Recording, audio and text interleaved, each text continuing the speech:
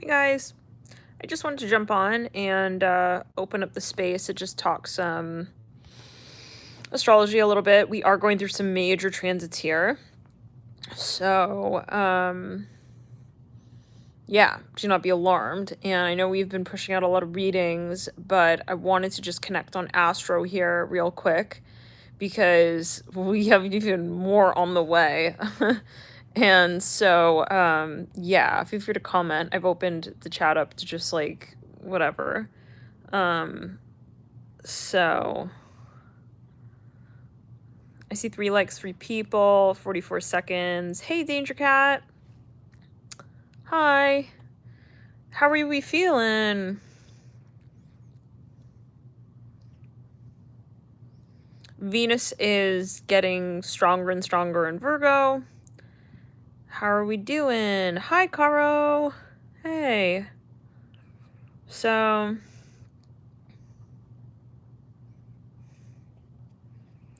I want to know like how you guys are feeling.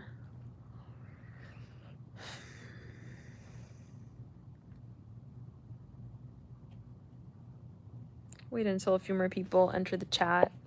More than 8.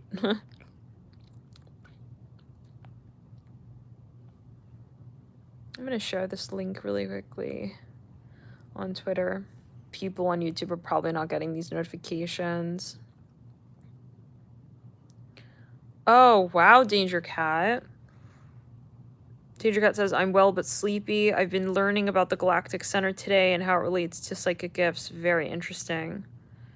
Very interesting. Feel free to share. But you did say you're sleepy, so feel free to sleep. Wow, everyone's sleepy. Yeah, yeah, definitely. Like, with all this Virgo energy, I feel like anyone that I've been talking to right now, they're overwhelmed. But for most, I've seen a lot of people who are very much enjoying this period, but it can be like overstimulating. So, hello, Ro, BYM. Galactic Center, huh? That's interesting.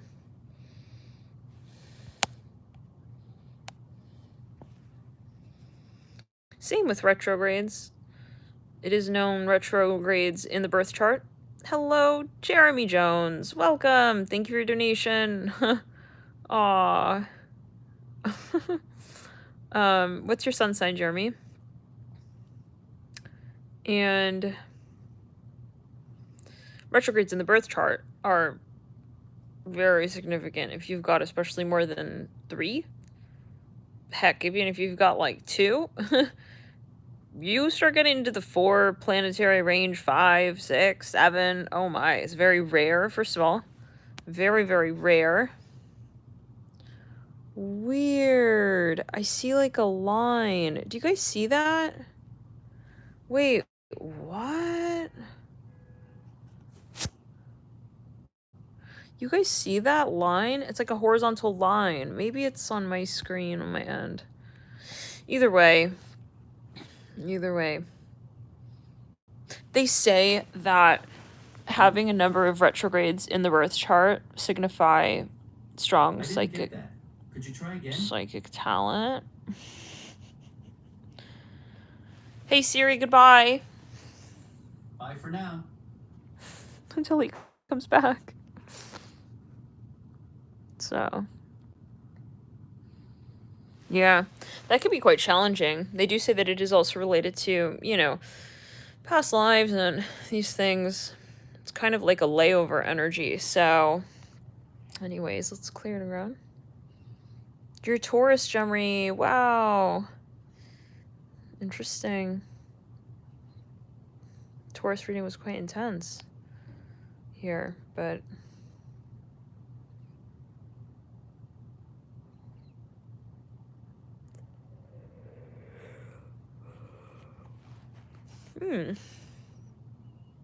my north node is a galactic center. It's interesting.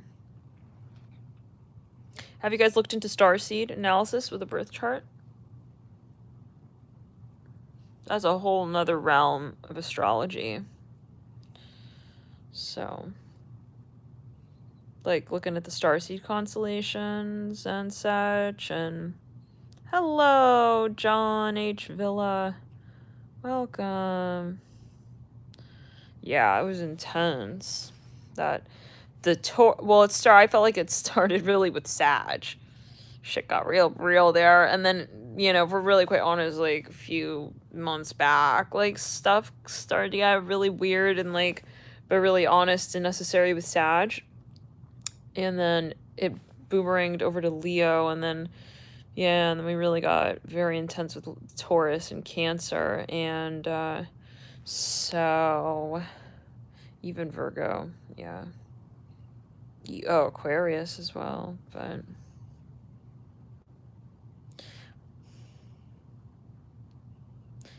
Andre, I almost said channel, but do you travel? Like different countries and such?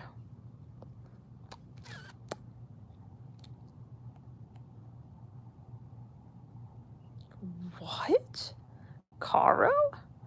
Never heard of that. Whoa.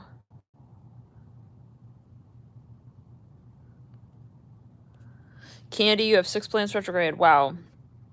We're getting into Yod territory with that.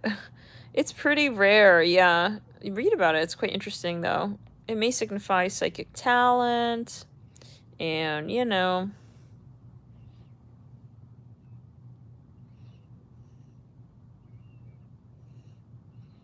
Mangala.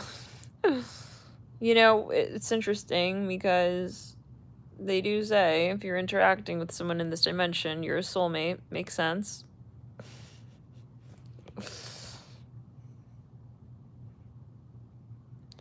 I read pointing as painting, Danger Cat.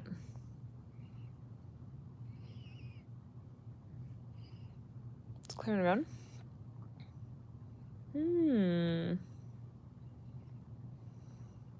What about foreign, like language, Andre? Foreign language? Writing, even? Something with international work? Yeah, read about it, Candy. It's very interesting.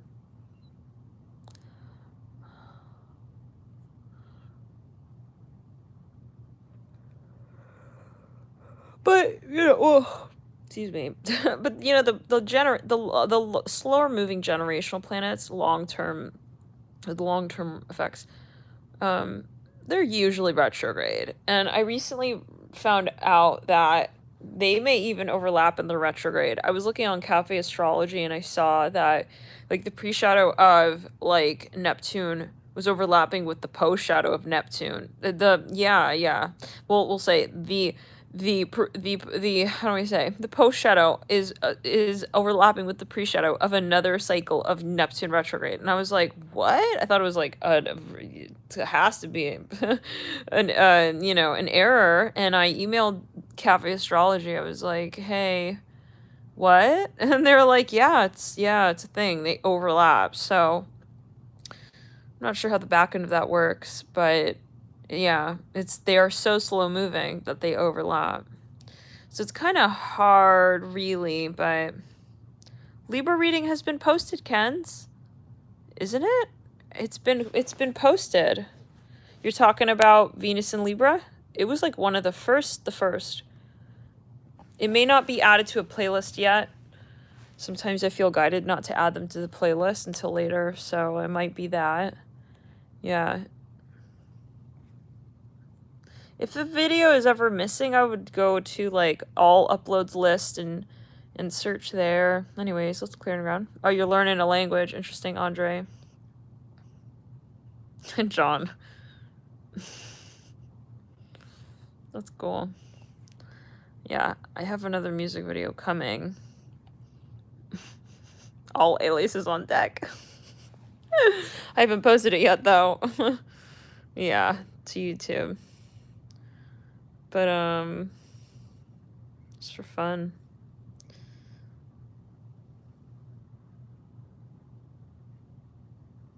You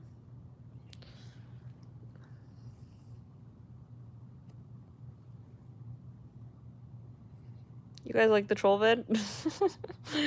Concheta. Are you Italian? Concetta Parisi? Hello, Tiana.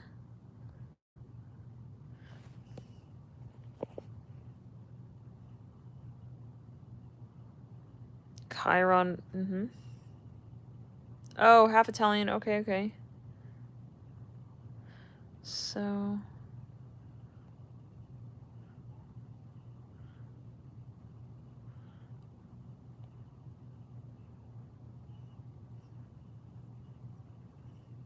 How many of you have a yod in your birth chart?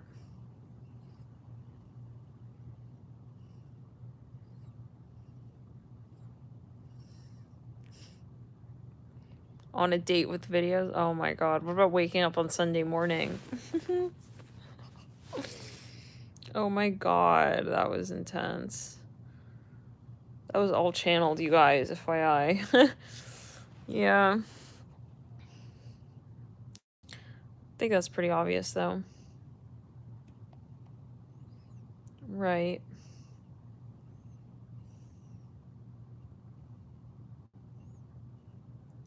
Clear and gun. What language are you learning? If you want to share, Andre. What other stuff? Ethereal tea. Grand trines are also significant. Grand trines, yeah. This is all, you know, this is all, they say it is, they are gifts passed over from past lifetimes. So, but they do also say, you know, you don't want to rely too much on your grand trines. So, you want to make use of all the aspects, you know. Hello, Vesna. You know, squares can be helpful. So, but yeah, if you've got like grand water trines or stelliums, this is, yeah. What element, Concheta?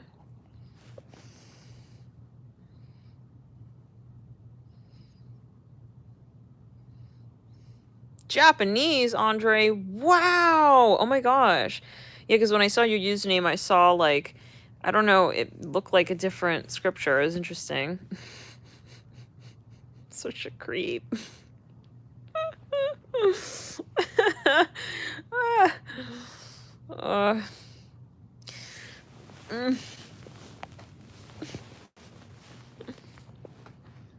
It's so weird meeting people as a psychic.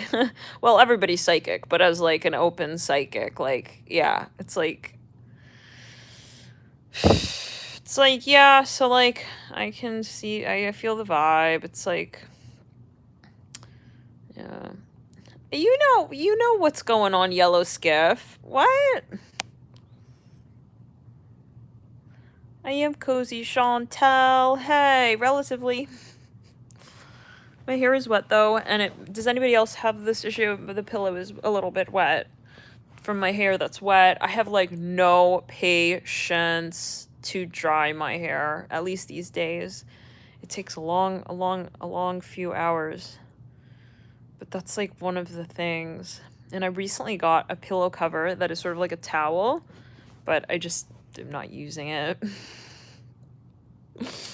Spicy's thing. This is so fun in theory, and it's like you never use it.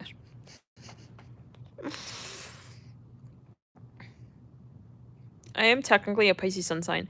However, my Pisces sun is in the house of Leo, and so there's kind of that fire energy coming through there, and in the house, depending on the house system you're using, in the house of Cancer. So I definitely have a lot of Cancer energy. Moon is also in the first house. What is a cat wheel, Danger Cat? You build like a cat hotel?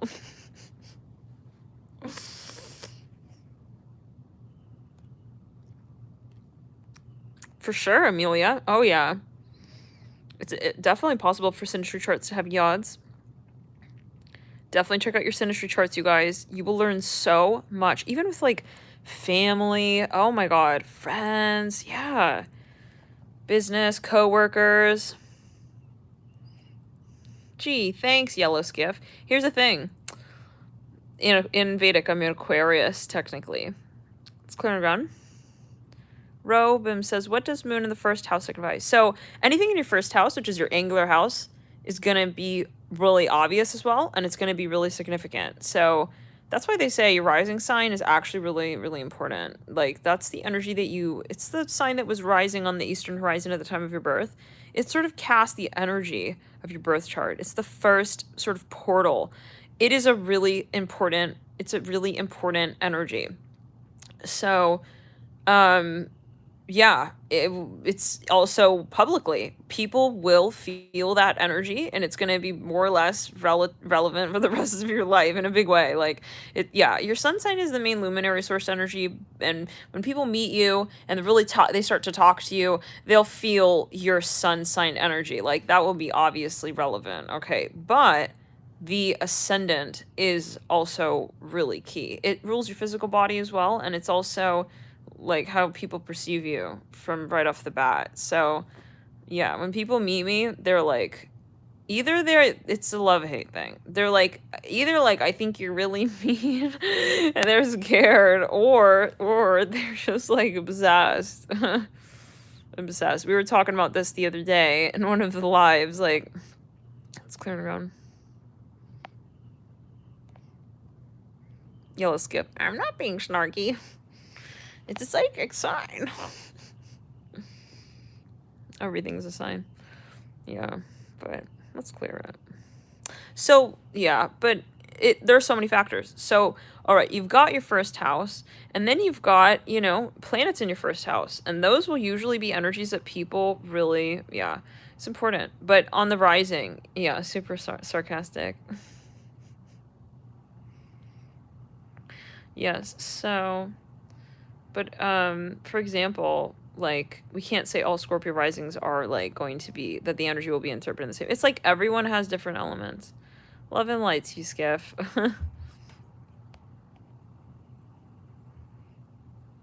So, but, so, for example, my Pluto is in Scorpio on my rising, which explains why, like, people will say, oh my god, like, literally when I was born, I think I've told this story before, and this is maybe helpful to some to understand more of astrology, but like when I was born, my dad said that, like, I was literally like staring at him and he said he got really creeped out. He said that I was literally like eyeballing him, like, which is a very Scorpio thing. He was like, yo, she's like checking me out. He said he almost dropped me. He was so freaked out. Yeah, so he said I was really alert, very aware. And so Pluto on the rising, Scorpio is like, let's not mess around here.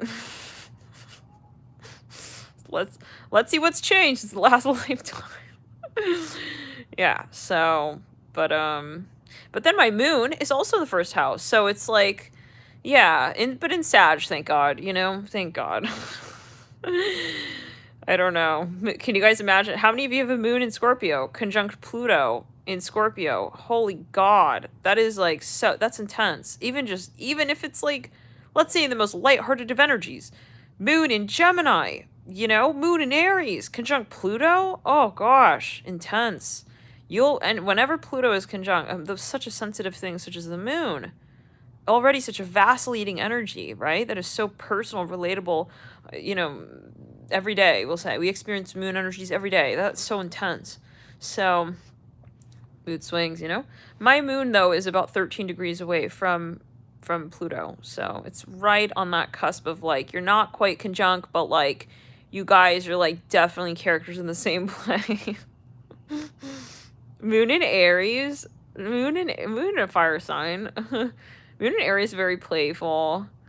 The ego can definitely get riled up with that, though, every now and then. But it's very, like, yeah.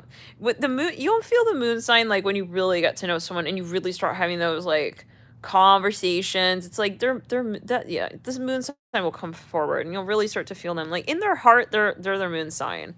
Like, really. And we were talking about this in another video, like, moon in Scorpio is, like, so intense. Moon in Capricorn is so fucking grounding. Like, ugh. Lucky. But it's all relative. And nothing is necessarily good or bad, but, like, as a Pisces sun with, like, No personal planets in Earth. I'm just like, wow. When you meet someone with like even a Mars in Capricorn or a Moon in Capricorn, it's like, wow. The art of not giving a shit. But, you know, it's not to say you don't have feelings, but let's clear it. That's just my personal opinion, right? I mean, not everybody has to feel that. Everybody has a perspective. Maybe some people meet a Moon in Capricorn and, you know, maybe they feel, you know, grounded around a Moon in Cancer. Maybe they've got a lot of Capricorn in their chart overall. So it's all relative, but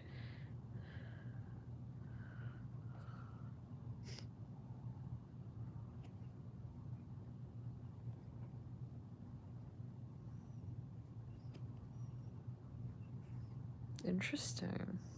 You'll usually feel people's Mars sign as well. Mm-hmm. Do you love Cappy's DK? Something about Capricorn is so grounding, but it can get. We were talking about this in the other video. Someone was asking about. Yeah, she said she was a Pisces, no, Libra dealing with a Capricorn, and then, yeah, and we were saying how Capricorn can get really fucking triggering, but then it's grounding, but then it's like, yeah, so it depends also where Capricorn sits in your chart. Earth. Andre says them Earth signs cold. Yeah, no, it really, I mean, but sometimes it's like, damn, that's what I need. Like, well, if you got somebody who's, you know, if you're somebody who has a lot of water in your chart, that can feel like the island, okay, out at sea, like, oh my god, like clawing up on the sandy shores, where you're getting pummeled with the waves in Neptune. It's like there's those moments, you know. But then there's always like a swinging where it's like, but like they're not even smiling at me. But they're like being so mean. You know, it's all relative, and it's like always a matter of balance, of course, as well. It's clear and ground. You're a Capricorn Sun, Diamond? You're apologizing.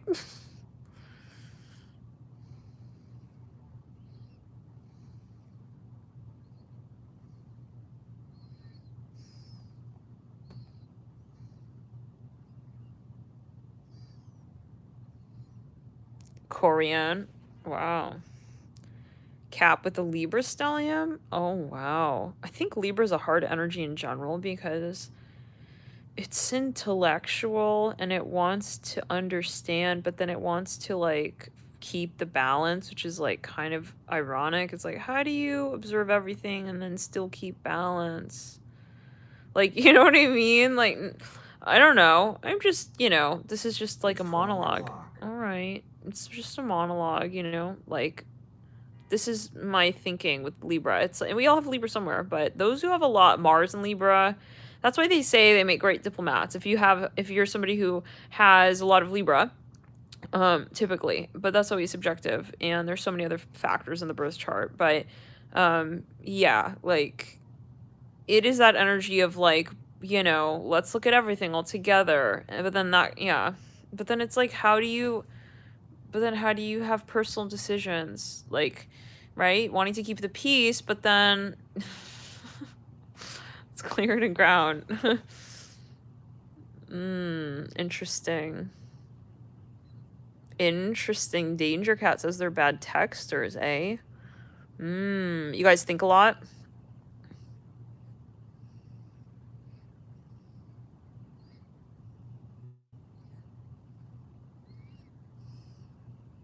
Chantel asked, which sign do you think is the most stale? She's like, let's get savage. Let's get down to it already. I got my popcorn.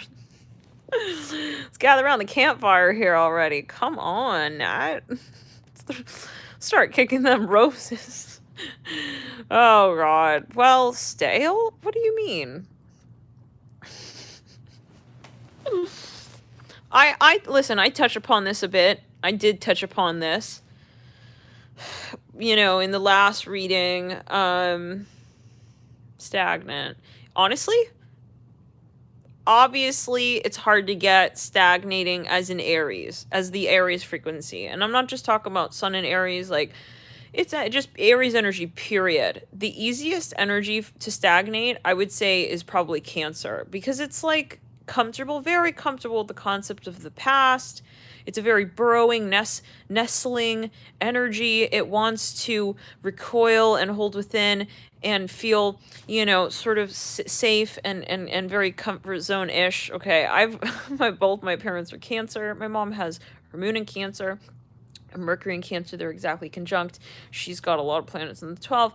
A lot of water. I'm very familiar with the Cancer energy. I've also got an aunt that's a Cancer. I know someone with a moon in Cancer. Lot of Cancer energy. Very familiar with this. And so it's like they're very, very comfortable, sometimes too comfortable with comfortable. And so, that's wonderful if you're in the hospitality industry. You want to and I also have a lot of Cancer, you guys, and your whole world is like, finding the best pillow situation. In case you're wondering how many pillows exactly are actually on this bed right now, yeah, you wouldn't know because like there are a few under you cannot see, but yeah, unless that's your business, it can get out of control. It can get out of control like a hoarder world sort of situation, and it can happen with different things. With food, it can happen with objects, it can happen with people, very sentimental, you don't want to let people go kind of vibe, okay? And so, but it and that it can be like that. That's where you want to look at where you've got Cancer in your chart and that type of thing. But stagnant earth signs can also get stagnating, definitely, because they build the routine and they get really comfortable with what they've already created. And then when it comes to the innovation, it's almost like it's a fear. And especially Saturnian energy, Capricorn, 10th house energies, 12th house, 10th house energies, because it's very much like, oh, but this was successful. And then that starts to become kind of disillusioning, because that's not really maybe what keeps your flow state moving, right? Maybe you have created something, you're successful at that, but it's not real to you on the emotional level, then you're stagnating. So, success is not necessarily flow, and that's where maybe earth signs, that's where they may stagnate. But in general, air energy usually has a tendency, I think, and I've found to be on the more like overstimulated, if anything, they need to ground and calm down a little bit more. And I have a lot of air in my chart. I know a lot of freaking people with a lot of air, a lot of Gemini, some Libras. Let's clear the energy and ground. Yeah. Also, I don't know too many Aquarians, but they're definitely, it's an ether type energy, very floating. It's like they got a lot going on in the mind. And so, but if anything, the air signs, usually the earth air specifically Gemini, rules a nervous system. So usually if anything, they need to stagnate a little bit more, to sort of catch up with their thoughts. And fire is usually the adrenaline, but physically. So it's interesting. Vesna dated 2 aqua risings and 1 aqua moon. Interesting. Yeah, I can never get with the aqua, like aqua sun.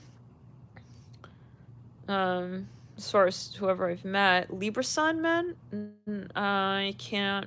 I don't know. Have not had revolutionary experiences with sun sign Libra male so far. I do know a moon sign Libra. And this is not, like factoid 1-800-facts. It's just my experience so far. Who knows? Maybe in like 10 years, I'll be like, yo, guys, sun sign Libra men are like the new delicacy. Not to objectify, but like as a joke, you guys.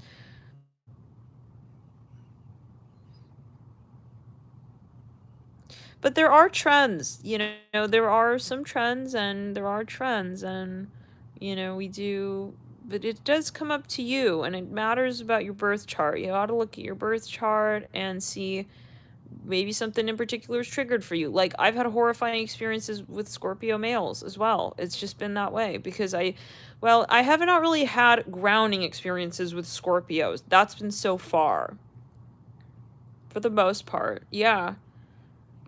And, you know, that is obviously reflective of my current state as well. It's all personal, but, you know, and we talked about this in another video, but because I do have Pluto on my rising, naturally sun sign Scorpios that I would meet, I would be triggering with my Pluto and my rising, which can feel real intimidating unless someone is grounded in their Pluto, and that's for anyone. Like, if somebody brings their Pluto to your sun, you know, unless you're really understanding like where you stand with your power complex, you're gonna feel like, whoa, defense is up. Like, you know, there's defensive. You might get real defensive immediately, and that's what's happened with most Scorpio males that I've met. They are like, they don't trust me.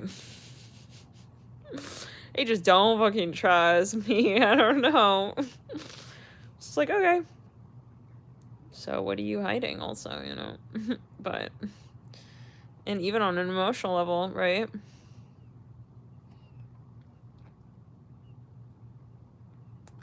Yeah. But I love Scorpio energy. I do. Even, you know, when we talked about this. Feminine Scorpio, wow, very intense. Very intense. Isabel? Both preteen boys are Scorpios. I'm concerned. She says, I'm concerned. Interesting.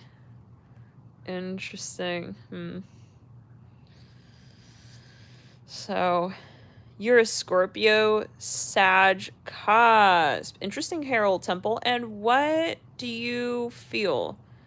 What do you feel about that? Do you feel like you're kind of, you feel both energies, or which one is more strong to you?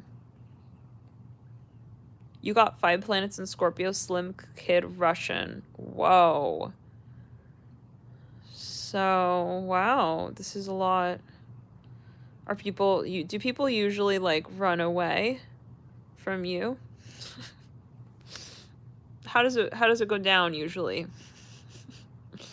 When it goes down for real. I'm trying to find the comments. We got a lot of copy paste action going on here. It's cleared and ground. Oh my god. Okay, Big Mike. Little patience. Let's scroll back up here. Am I the only mod?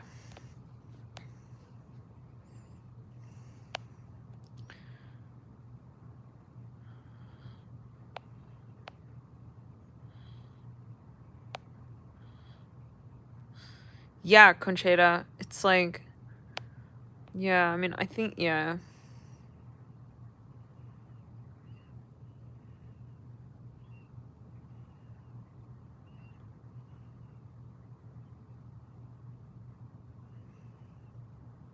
Oh, wow. Well, that's kind of easy, Slim Kid. If your North Node is also coagulating with the rest of your planets in the same sign, that's like, you got a lot of oars for that boat. Lot of oars for that boat.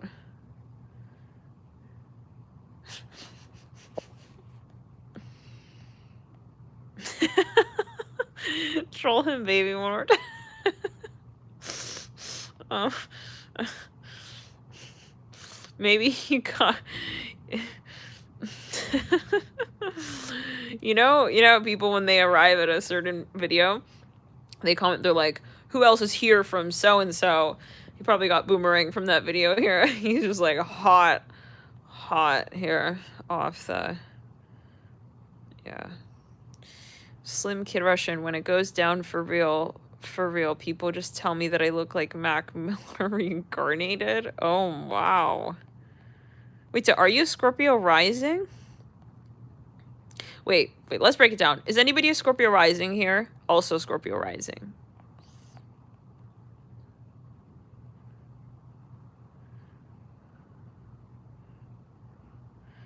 My dad has Mars in Aries at 29 degrees.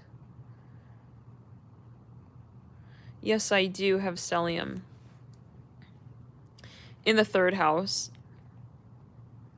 And in Capricorn, technically, but it's like generational planets. Plus the North Node doesn't... I don't know if it counts. Rally, you know. But yeah, but it does, yeah. But...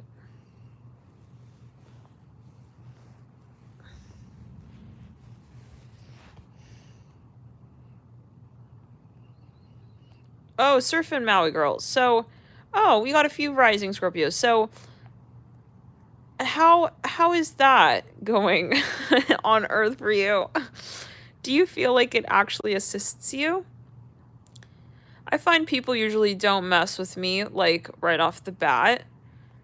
And you can usually, you know, just have people take a step back without having to get too confrontational. But what do you guys have? What have you experienced with that? Aw, Pisces rising, Robbie. Pisces rising, love and light, everyone. Aw, I don't know why that's so sweet. Pisces rising. I just imagine like Puss in Boots with that, big eyes. Aw. Imagine Pisces rising, Scorpio sun.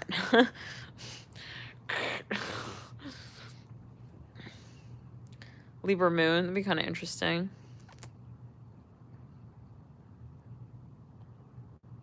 But like I'm designing a Neo pet. Surfing girl Maui, sometimes Scorpio rising can be a bit much. Yeah. I mean, you can usually like spot a Scorpio rising. Like they're pretty intense. But then when you get to know that person, like then you start like once you talk to them. So rising sign is like before you talk to them, you just see them from afar. You're like, whoa, right. Flash flood warning. Yeah, flash flood warning, Scorpio rising. Immediate reaction is like, do not step any closer. Oh my god. All right. So anyways, maybe Scorpio rising they just give off that vibe like just don't fuck with me. Yeah, like just don't. Like it's for your good. But they don't realize they're doing that for the most part usually. Sometimes it's conscious though. Like listen, if you want to, you can seriously, tell someone to fuck the fuck off. Like if they're giving you some weird vibe,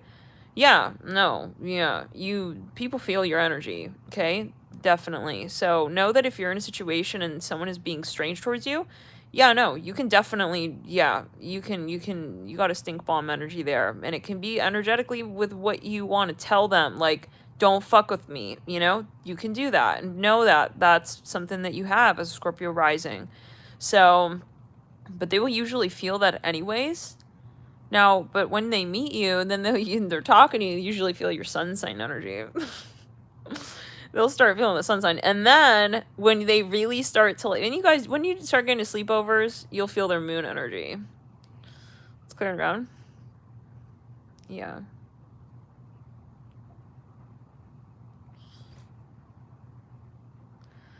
And that also goes on astral. Your rising sign is not relevant. Oh my god, we have 1%. It's not just relevant,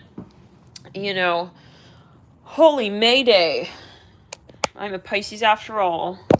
This whole charging thing and like time thing is like doesn't usually work very well. I wonder if I have enough charge to pull it out of the plug now and charge it in the other side. Let's try. Yeah, but this also goes on astral, okay? You can definitely make people get the fucking message and get it real clear on astral. And people who think you got a very strong aura as a Scorpio rising, or those with Mars in the first house, even Pluto in the first house. I would even say you got Mars or Pluto, even technically in the 12th, but riding in on the first house. Oh boy. That's like time release. It's like you think you're getting away with shit. It's like, you think. That's where people, hopefully you have good intentions with that placement, because that can be quite like deceiving. Like that's the type of person I would never guess like what they were up to. But even on an energetic level, like protective energy, definitely riding in from to 12th. But it's clearing around. No, but Pluto is a protective energy. So I find everything is karmic. It's the past life energies, you guys. You built on certain frequencies. Like it's all karmic, like I believe. But you definitely don't want to be messing with someone who has a high vibration of Scorpio and a lot of that energy in their birth chart as well. And like you think you're getting away with stuff, you are not getting away with stuff with a high vibe Scorpio. And even if you think you are, it's like, how do we say this? It's a very shamanistic energy. If you're dealing with a high vibe Scorpio, they are first of all aware, they will get the message, and they are protected, definitely in terms of energy work.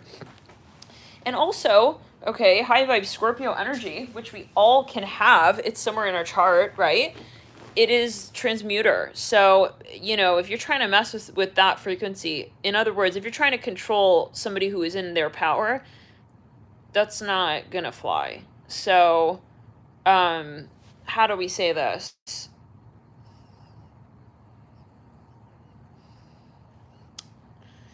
You're guided, okay? And I don't know, that might be a very specific message, but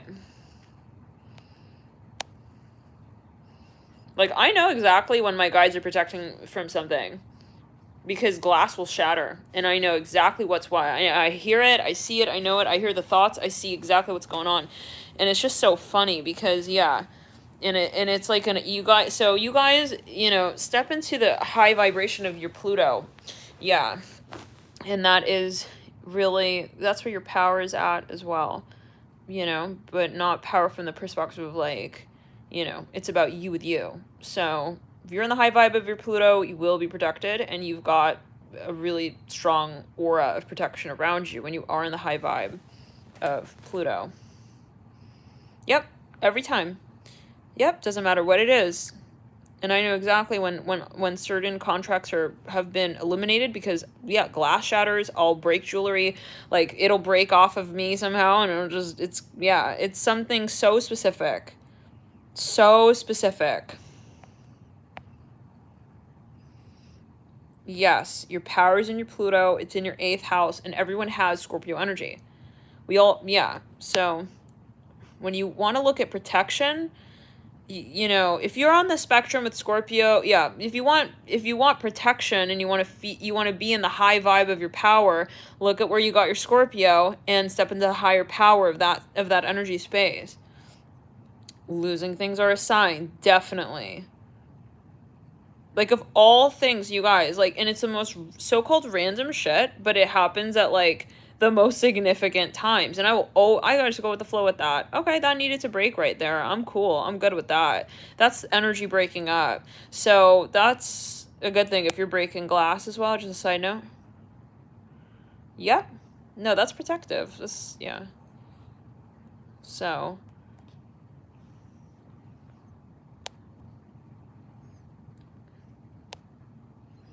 And I mentioned this before, you know, every time I have a significant situation, like when I close out a certain situation energetically, emotionally, it's usually like something happens with jewelry. It's interesting. Yeah. It's clearing around.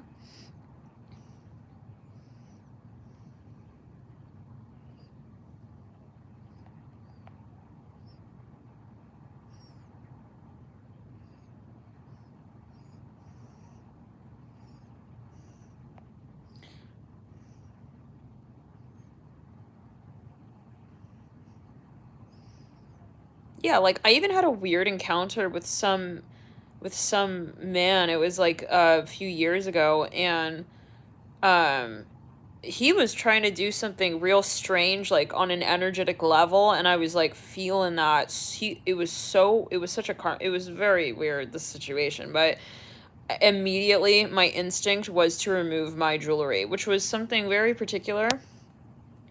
Yeah.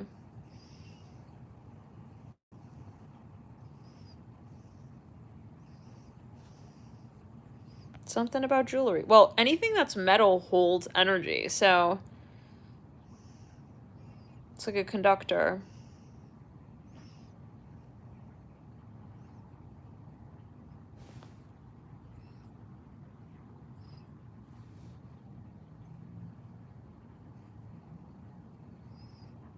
Copper, yeah. Yep. Alright. It's clearing around. That's okay, surfing Maui girl. If you're losing something, it's meant to be. You know? It's meant to be. Maybe you were charging that item and it was time for it to you know, move somewhere else. And that's why people, like, I throw significant things away and people are like, what, like, why didn't you sell that? It's like, no, because like it's gonna end up where it needs to be. And so, like, yeah, I will do that. Yeah, because it's about, everything is energy.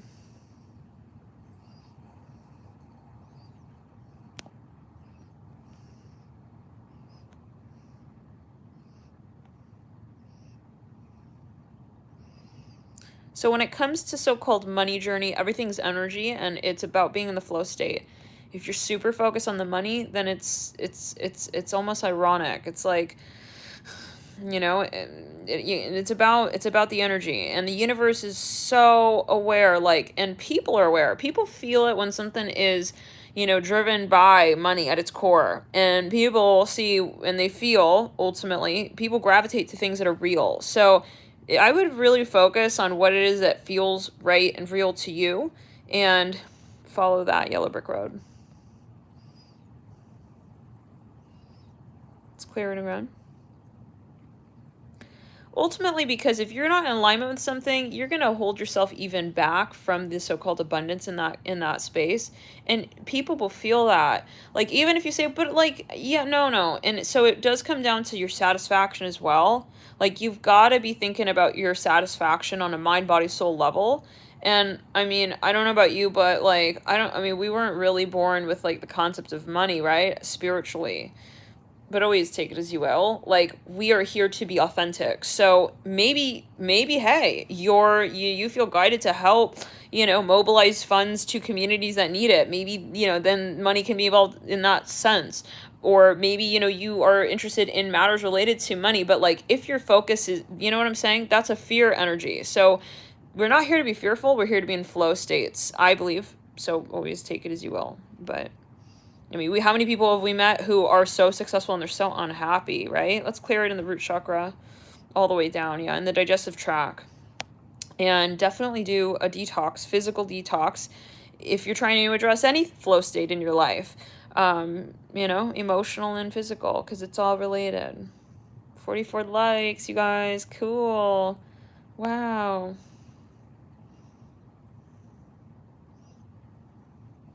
So, yeah. We're definitely ascending, guys. A lot of energies here. Keep, reminding yourself of what you love, and it's exciting. Roberto, you talking about smoking? Have you considered a pH diet? Addressing the diet from the pH standpoint, because sometimes that can make a huge difference. Be it eating more alkaline foods or drinking alkaline water, that might be a good start. Because otherwise it's going to be very challenging. Like, if the pH is not right, it's going to be harder. It's going to be harder because things like smoking or whatever, this is acidic. So, if you want to shift a habit, you might want to encourage the body by changing the pH. But always, you got to talk to your practitioner. Got to say that, right? So, yeah, but it's interesting. Like, so maybe research pH in the body.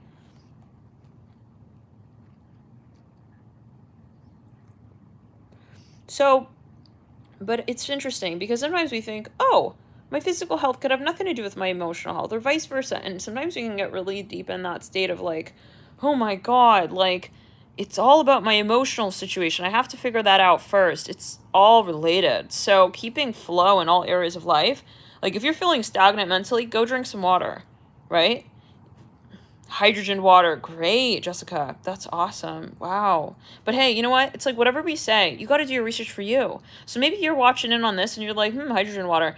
Do your research, right? It's got to be something that you, first of all, also feel in alignment with, right? And nobody has the ultimate answer. Nobody knows definitely what for certain what is what for everybody at every moment in time. That's where you have to listen to yourself and always question everything, right? So make the decision that's right for you. It's clear and around. But many people have found amazing results with things like molecular hydrogen water. Wow. Alkaline water. Yes. Yeah. It's all related. Molecular water that has a small enough structure to penetrate the cells and help, pass the blood-brain barrier is very, very cool. Research that. It's cleared and ground. Adrenals, looking into adrenal health. Adrenal is really important as well. Roberto says, yes, I always like to start, but can get me to get fruit every time I am too bussy in my head. Well, yes, so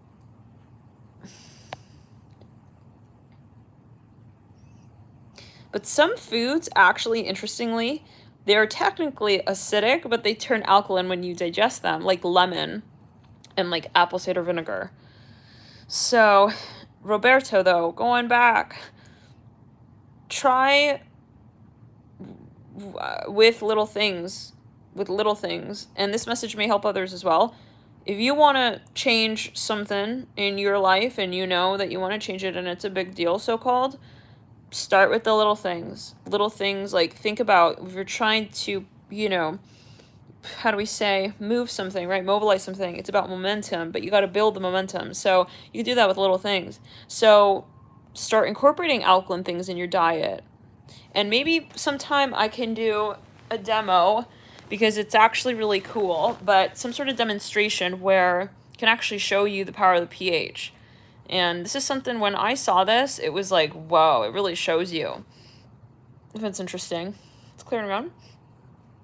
Like, you'll take something acidic and then you'll pour alkaline water in it, but the pH will remain acidic. If you don't have enough alkaline water, this is the demo that they'll do. It's going to take too much.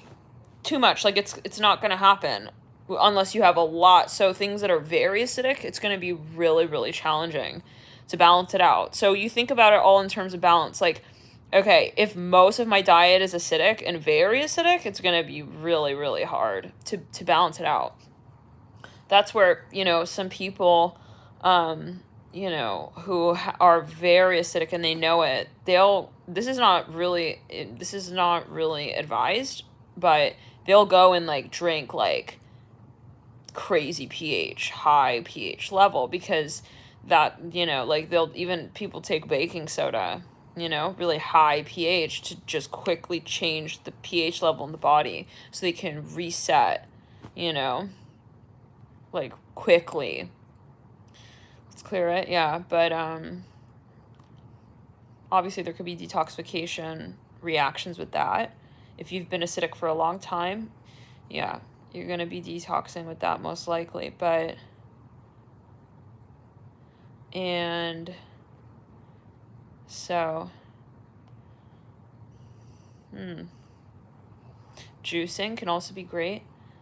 Yes. They say you want to keep it in your mouth a little bit, like if you're not having the pulp, so that your mouth can register that you're having juice or whatever it is you're having, and produce the enzymes to the proper enzymes to digest it. It's clearing around. Yeah, but it's all balance. So like, you want to look like at your whole, let's say, you look at your day and you say, well, what am I consuming? Okay. It's almost like points. So if you're having something real acidic, like if you're having soda, that's number one. If you're having soda, it's going to be real hard to like rebalance the pH of your body. And that could be a hard one, a really hard habit to kick. Like if you're having soda and then you want to start a salad diet, that's going to, well, hey, of course it could be done, but just, yeah. But you want to start with little things here and there, start having more high alkaline foods, maybe try to lessen the acidic drinks or foods that you're having. Definitely try to cut down on soda, but it can be super addicting, obviously. Also, fasting can be very interesting, but always do your personal research. But yeah, fasting for like a few days can just really help reset your body. Thinking like Paleolithic times, our bodies are not really adjusted to this modern lifestyle of like, I eat and I eat and I eat and I have absolutely no break.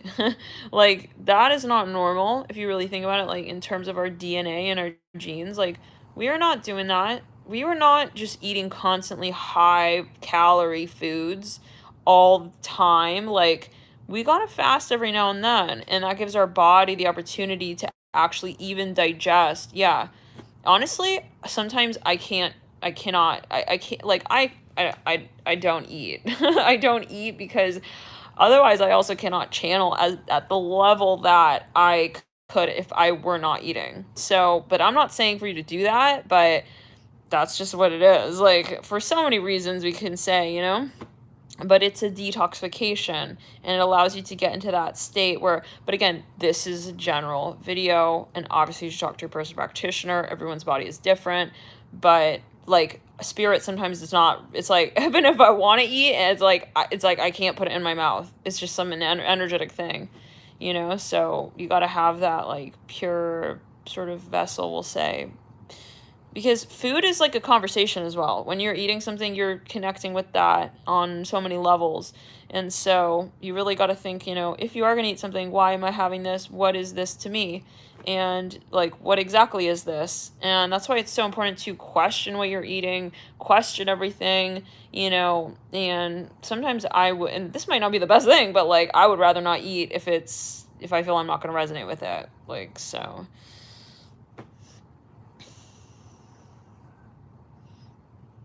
Yeah.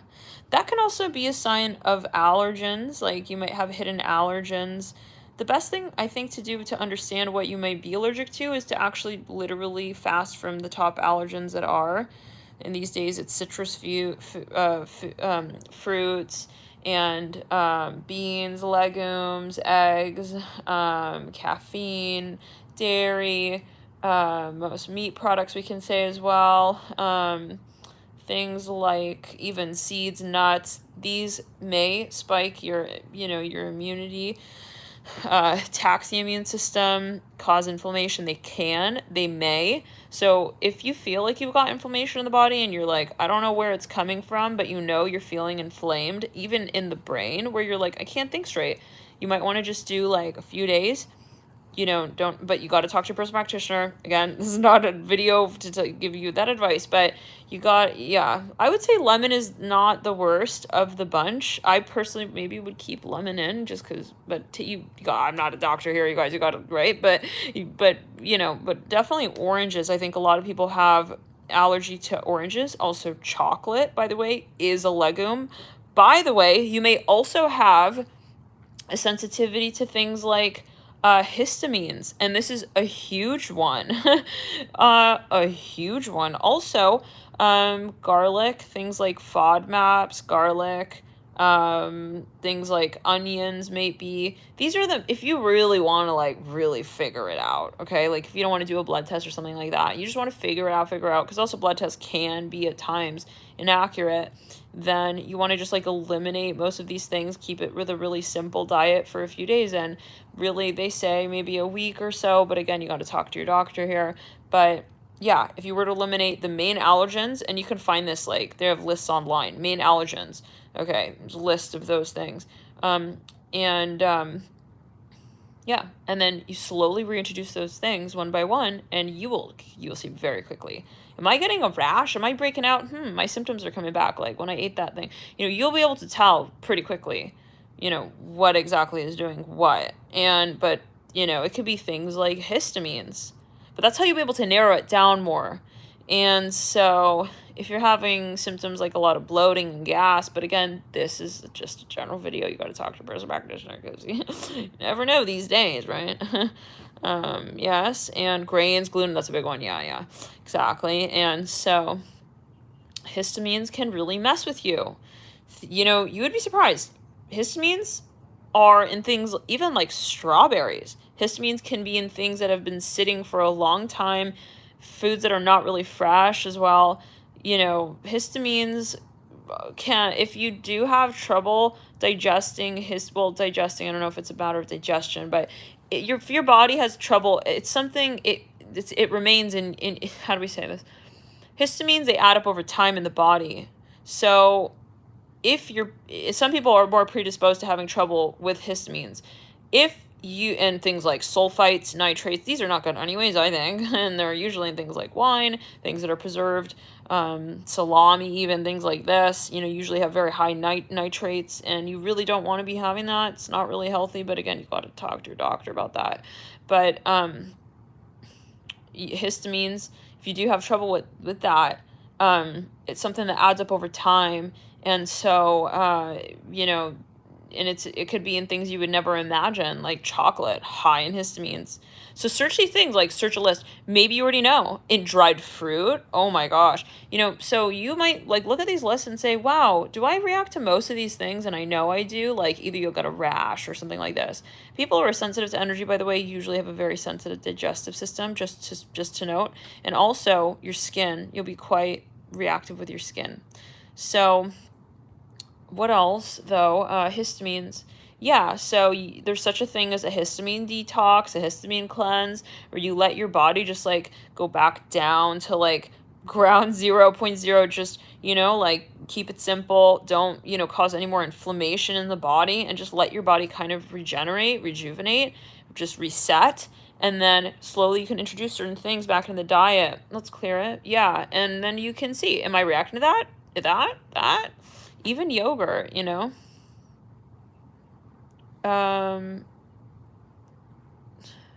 kombucha, this has histamines. So that's where we have to say, you gotta look at it for you.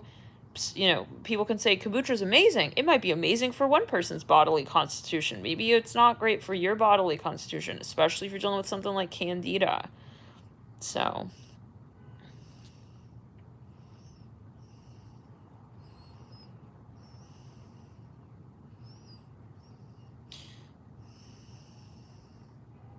what do you guys think about Ayurvedic medicine? It's kind of interesting. Oh, soy. I've also noted that when I did it's called AIP. So it's an autoimmune protocol. You do not need to be having some sort of autoimmune issue that is confirmed to be on that diet and to find that it really helps you, because let's do that before we get to the point where it's because I think everything is just a signal. Your body is talking to you, and it starts with little things like your skin is basically a reflection of what's going on inside your body. Your skin is an organ, so it's not just random acne. No, it's something that is being brought forward. It's talking to you. Your body is talking to you. So looking at that as something, it's like an early sign of some sort of, your immune system is ramping up, and it's trying to, regenerate. And so that's where you want to really start saying, okay, why is this happening? And getting to the root of that. And usually that's diet. I think it's pretty simple. If you're having anything going on, you really want to look at your diet, because that's what's going in. And it's kind of like karma, you guys. It's what goes in, what comes out, right? Like you are what you eat kind of thing is really, there's something to that. So, and again, not a doctor, but you got to talk to your doctor about this. But I think there's nothing really wrong with simplifying and scaling down. If anything, things can get more complicated when you start eating all these so-called fancy foods and all these additives and stuff like that. I think more can really go wrong with that, right? It's that versus fasting. Humans were known to fast for years, even animals, and think about it, when animals are not feeling well, they don't eat, right? So yeah, that's where we got to listen to our intuition as well. And yeah, yes, fancy acidic food, right? Yeah, scaling it down. Yep. And let's clear it. Yeah, and you will feel different. You really will feel different. Nourish your adrenal glands. This is really important. Things like mushroom extracts, these things. Also, Sabi. Have you guys heard of that? Sabi talks about mucus in the body and how that is really the source of talks about how that it really affects the health, mucus in the body, stagnation basically. So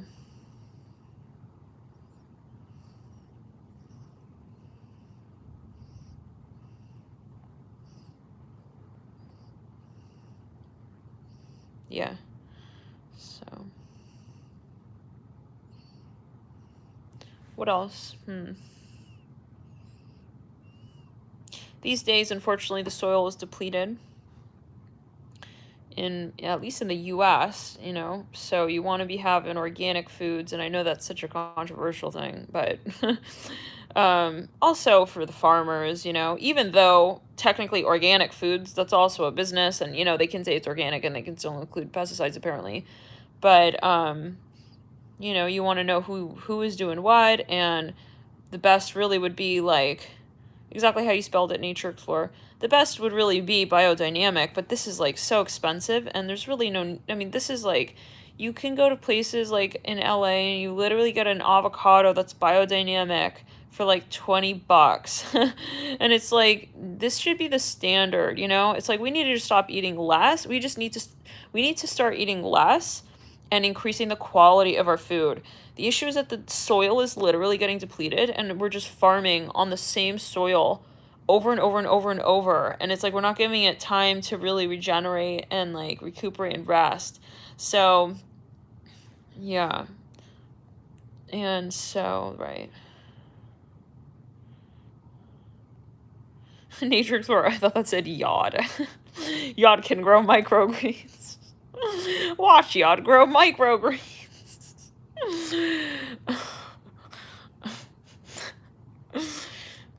I have a few Yods in my chart. Maybe this is related. Maybe you're channeling her to me. Yeah, I do one day want to have a farm or something of the sort. It's cleared around. Yeah, so, yeah. I mean, hey, if you can, like, grow your own shit, that's so cool. That's so cool.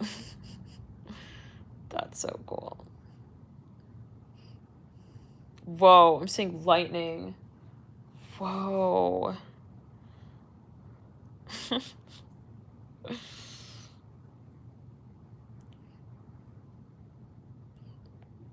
Right. I remember when I was in Italy and I was studying abroad. You guys heard the thunder? I was studying abroad in Sicily, and we did this like exploration thing. We climbed Mount Etna, well, part of it. And on that mount, whoa, you guys see that flash? Oh my gosh. Oh my gosh, campfire vibes.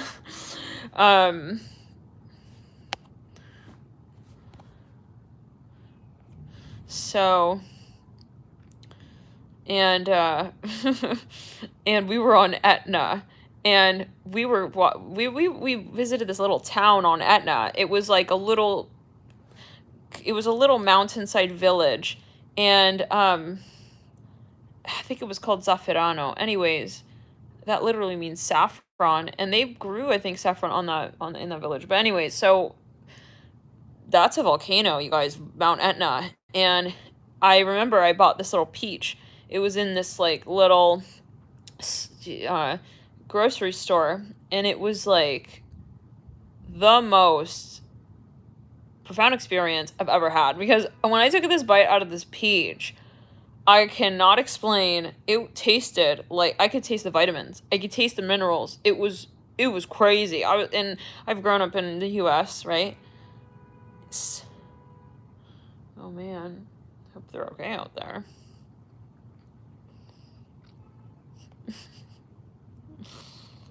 And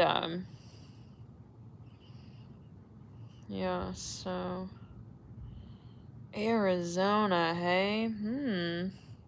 I visited Arizona.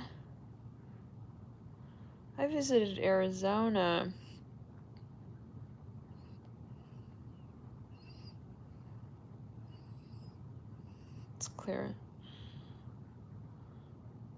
The one thing for me is real important is air quality as well.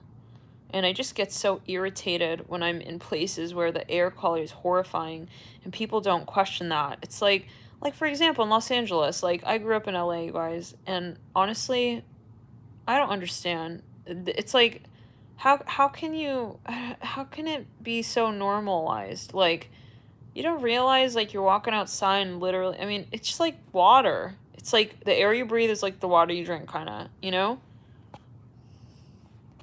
And I freaking love Korea, but when I was there, I got like a sinus like irritation. The air quality was so, and that's a one factor. I feel like otherwise, man, I would live in Korea. Seoul. It's amazing. But it was just the air quality. Like, is this not embarrassing? Like, what is going on in LA with the smog? And, you know, like, yeah, I don't know.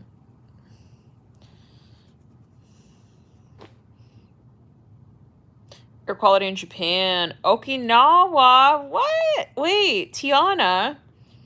Hold on now. You been to Okinawa? That's so cool. It's clearing on. Yeah, because people, they're not questioning this. Like, it needs to be questioned. Like, hello, what's going on with the smog? Can we get with it? Let's clear it. Aw, Japan. What?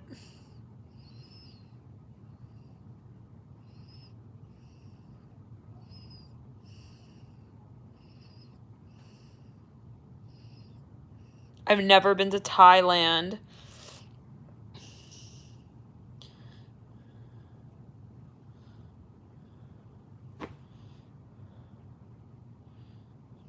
You know, KA, you might want to also look into your diet. Maybe it's something that you're eating that you're having a reaction to. It's clear now.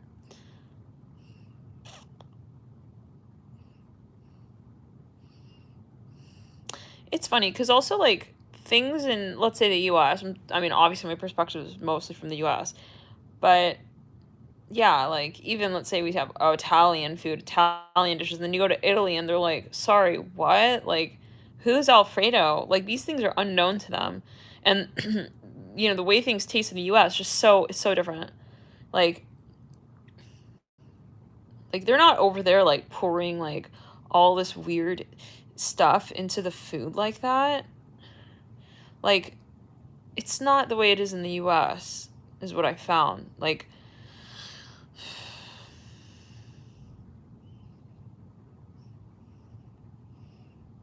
the US puts sugar in almost everything. Like, stuff where it's like, why are you putting sugar in that? We don't need sugar in that, but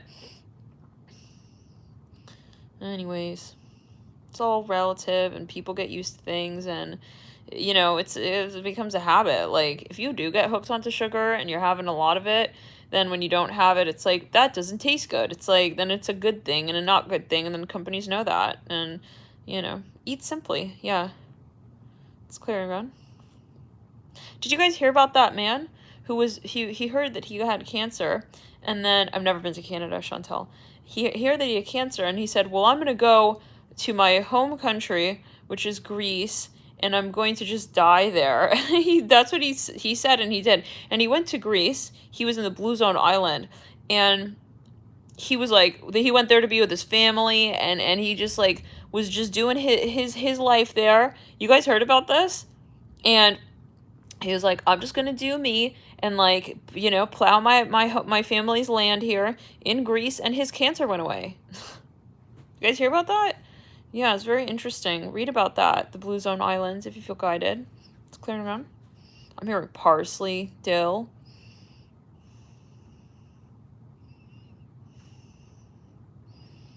Very interesting. They say Blue Zone Islands are where there is the highest number of centennials, people who live over 100. So there are some pockets. Okinawa is one of those places. It's clear and known.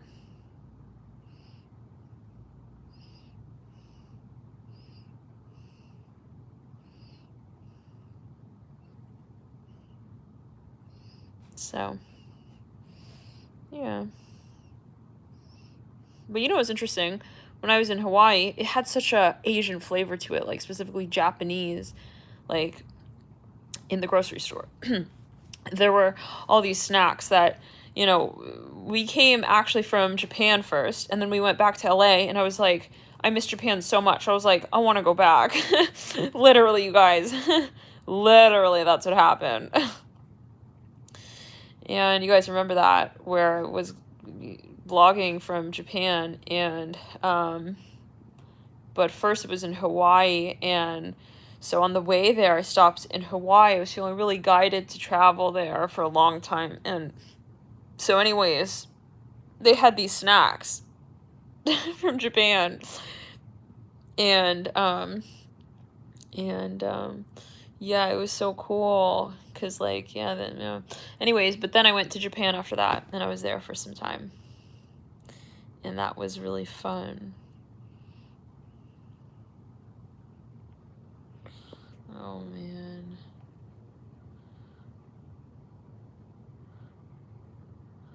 Thank you for moderating. So yeah, but Okinawa is a blue zone island.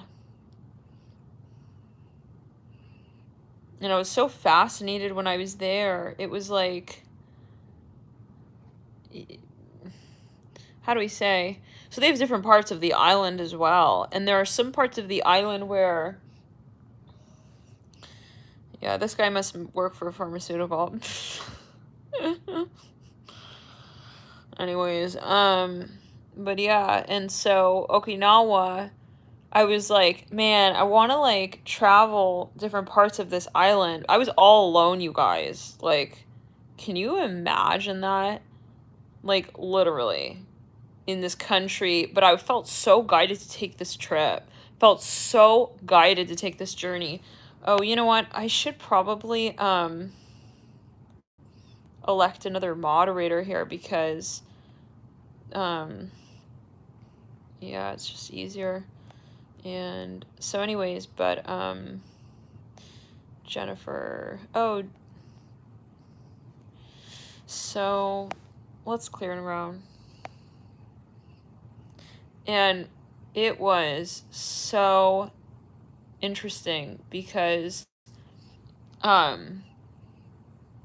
yeah, there are different parts of the island. But anyways, yeah, we were saying I felt so guided to visit Japan. Again, you guys, to the level where like we literally were there, took like a 14-hour flight or something. And I literally almost missed the flight back home because I just didn't want to go home. Like, I must have had so many past lives there. But like it was I can't explain. And I feel like many people who do visit Japan, they do feel this. They do feel this. It's something. It's something about that place. But of course, always personal. You know, look at your astrocartography map. There could be certain, you know, crossover links there for you. But yeah, for me, that was just, yeah. So anyways, it was to the point, went all the way back. And I felt like my guides wanted me there for whatever reason. Of course, it's all meant to be.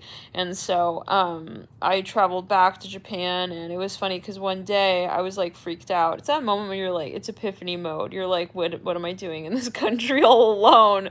You know, like, I don't even speak this language, like, and I was like kind of like freaking out at a certain point almost. It was like, oh my god, what's going on? And I think I was like trying to hail like a cab or something, and like, anyways, so it was like raining outside. Anyways, and in that moment, whoa, I see thunder right there. In that moment, I start seeing 444 everywhere. It was like a tsunami of confirmation. Like, this is meant to be. Let's clear around. 1 second, you guys, 1 second. I have an alert here. Wait. Oh my, we got a lot of rain coming here apparently. So, oh my, wait, should we move the chat? It's like a flute magician thing. Should we move the chat to the members? Yeah. Oh god. Yeah, he's hungry. So, but anyways. So, yeah. Look at your astrocartography map. It's very interesting. Let's clear around. But the Earth is a grid. And, you know, sometimes we feel called to move to certain places, certain times, and heed the personal, you know, heed the intuition. And when it comes to traveling and things like this as well. But anyways, so it was interesting because it was in Hawaii right before I went to Japan that all the coronavirus readings were cropping up. So let's clear the energy around. Oh, Nature Explorer says, how do you do the members thing? So the link is, I didn't want to leave Japan. I was crying on the coast of Okinawa, Lonate. Truly, it was. But I knew I had to leave. It was so sad. And I remember it like, it was just like I mean, it was not sad because it is what it is. But I did not really want to leave. And I will never forget. I was walking along the coast and like there were these big waves. It was at night and it was so warm, and this breeze, this, you know, this warm summer breeze, and the winds would get real intense in Okinawa. But anyways, I remember it was the last night I was gonna be there, and I was just walking and like, yeah, looking at the water, and it was just like, it was a moment, you know. Yeah, but it reminds me of Sicily as well. I had a similar experience in Sicily. Very sad to leave. Very sad. But, you know, it's like another part of the world is calling you, and you feel guided that, you know, that you got to continue the journey. And maybe that's a metaphor, you know, maybe it's, hey, you know, when you have a certain relationship with someone, who's to say that someone is different from a place? We have relationships with so many different concepts, right? People, places, things. So when the time is up, you know, accept it for what it was, and gratitude for everything, of course. And, you know, and I did actually visit Sicily again after that, and it didn't have the same energy as it did, you know, the first time. So, you know, it's always interesting. But you just keep it rolling, keep it flowing. It's clearing around. Now, oh, I forgot to answer your question. About joining members. I did visit temples in Japan. I did. It was very, very interesting, and I had a very profound experience there. Yeah, it was a very profound experience in Japan at it was at a temple, actually, yeah. So, um, but so the members, is who do the link is on Twitter, Alchemy and You. It should be, do you see the join button, Nature Explorer? Yeah, we may move it to members just because it's so out of control, even though I am so enjoying connecting with you guys in the chat. It's 1 o'clock. Yeah, it's 1 o'clock. This thing should just be like, you're a Pisces. You know. So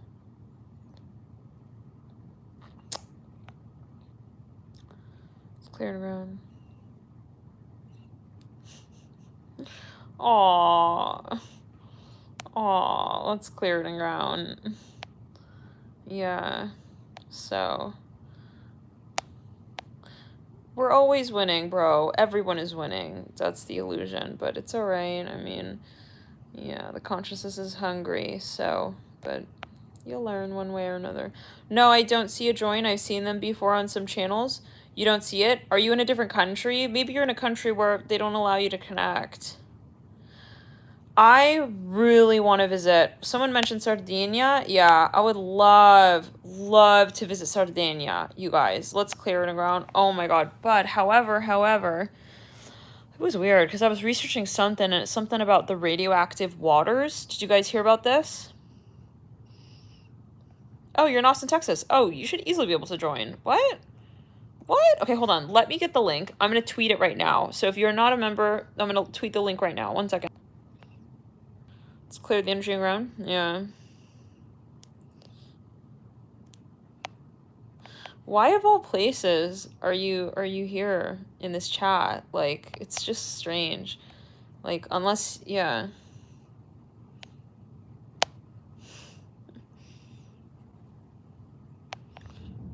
You guys hear the thunder? I got so many weirdos, you guys, like, no offense, love and light, but, like, people who are, like, into this conspiracy theory stuff, and they think I'm, like, some, like, so kooky, bro, like, it's clearing around. Does he have a yacht? The new Tinder profile, repping a few yards. Just about to roll up my sleeves and just yacht it out, guys. So, something about something being radioactive near Sardinia, which was so sad. Like, it's a whole documentary, you know. It was like they were devastated. People on the island were just like, let's clear it. Yeah. So, no, I have, like, people following me, like, in real life, you guys. They think yeah, I mean, I do live in DC right now, so it's just a weird place altogether already. But I have people, like, hiring people to follow me. This is just, like, crazy at a certain point. Like, you need to, like, step back. You know? Jesus. Love and light. Yeah. So this is why I'm not responding to emails and shit, because then people emailing you, sending you weird pictures, so you open the file and they can locate your IP. Yeah. It's like, it's clear it and ground. Like, they want to, like, yeah. And I'm pretty sure they're, like, they got camera set up here, whatever. It's like, what are you gonna see? You're gonna film me filming? It's like, yeah. But, oh well. Yeah. So, but yeah, my guides definitely have me for a reason here. I know that. That's for sure. So. Yeah. I had people literally, like, they email me asking me my address for them to send me files on a computer. It's like, yeah. So, definitely a part of this is, like, weird, not making sense, but that's where we go back to it. This is the energy grid, you know? Being here on Earth as a starseed, light worker, however you want to call it. Like, places are not just places. We obviously have history in certain places as well. The karma in DC is just, like, unreal. Like, walking through these streets are just, like... how many of you, yes, Dodger, Japan gave DC cherry blossoms. It's so interesting that you say that. But yeah, how many of you actually have been in DC and you feel the energy in the city? Some streets, I mentioned this years ago, I could not even walk down those streets. It felt like a sticky spider web on an energetic level. Like, I couldn't walk down the street. Yeah, it was something so repelling. Yeah, so, yeah, I was in LA. DC is so karmic as well. Like, the people you meet here are just, I mean, this is, sorry guys. Spirit shutting me up. So, yeah. Right? A lot of weird history in DC. New York is also super karmic, but it's, yeah, New York has its things. Also, Boston. Oh, I love Boston. It's clearing around. I fucking love Boston, but, yeah. It was time to move on. Yeah. It was so fun, Boston. It was like a wonderland. I really, really loved it, but yeah, then I had to move, so it's clearing around. But yeah, DC's, like, strange. Like, I don't know. It has its, like, weirdness. Like, parts of it are very, very, like, possessed. It's like you feel like they're, like, oh, I wanted to tell you guys. Oh, yeah. So the other day, it was like, how many of you are in members? Weekly members.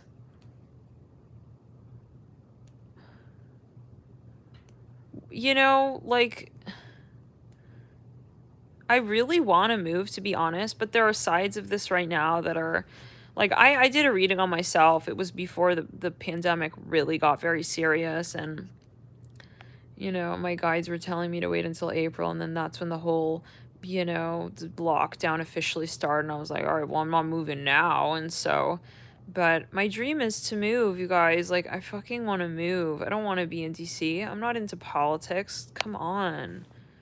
No, no, no.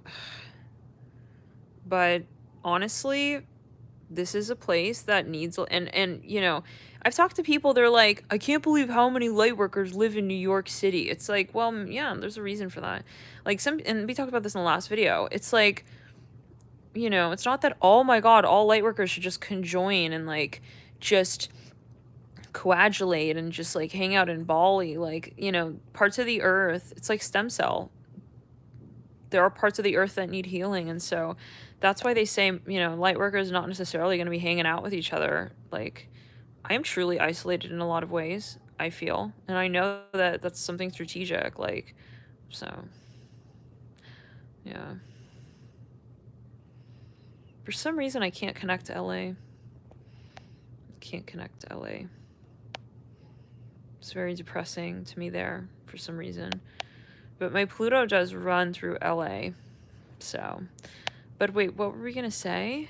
Oh, weekly. That's clear and run. Weekly members was the weirdest shit, because so we did a Pisces reading there. It was a little while. It was like it was the weekly reading for this week. And how many of you were in that Pisces chat with the what is it called? The cafe.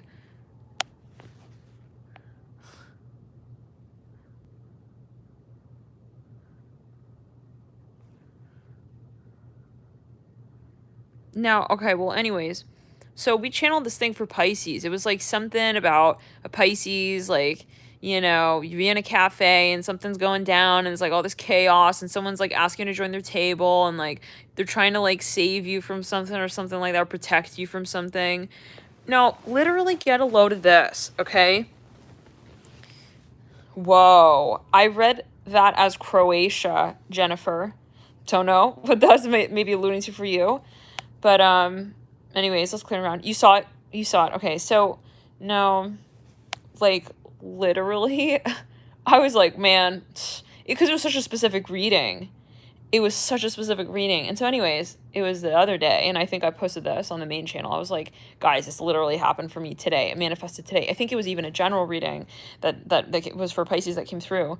And so it was on the dot, and I'm in Pisces sun. Obviously, it got a lot of Pisces. My Mercury, yeah, obviously a lot of Pisces. But let's clear around. And anyway, so it was on the 13th, Friday the 13th. Everyone was so freaked out, and I happened to go to a cafe Friday the 13th, and everyone was just like, the vibe was so tense. Everyone was like, it's Friday the 13th. Like, they were so like, you know, freaked out, and I was like, you know what? I'm just gonna like, I'm not gonna just, you know.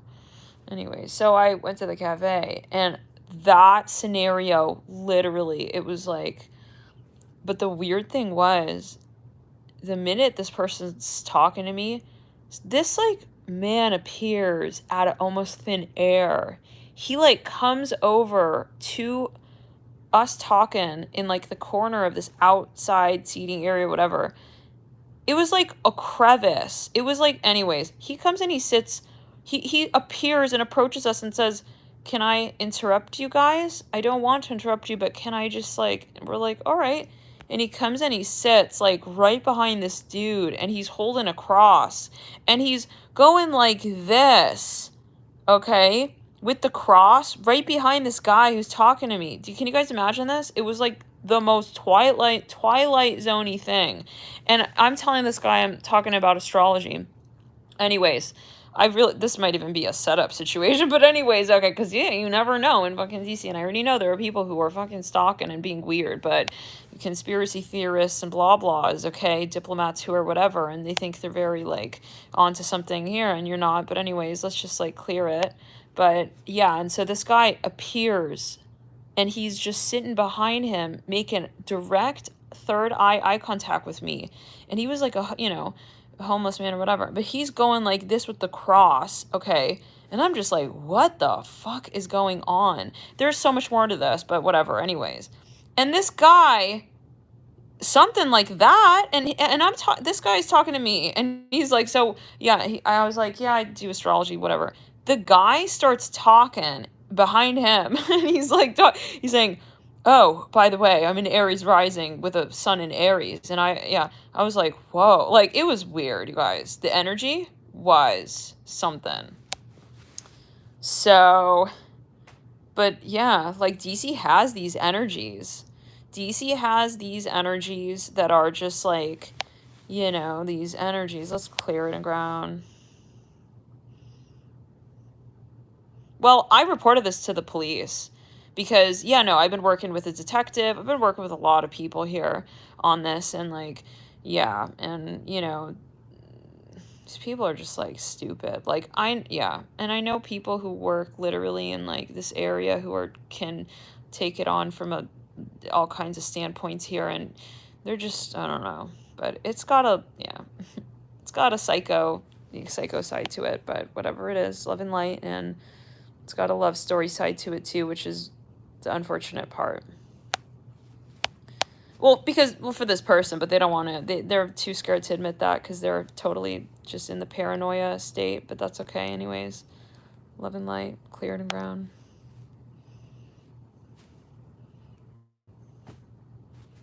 Yeah. So, yeah. But my dream is to travel, you guys. That is my dream. Sag moon. Yeah.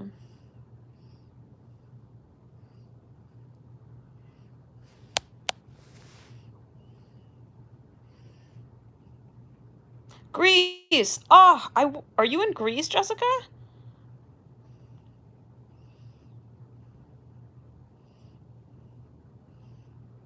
Yeah. Right. You're going mid-September? Ooh. Wow.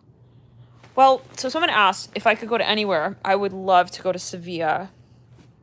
My North Node is Capricorn in the House of Gemini.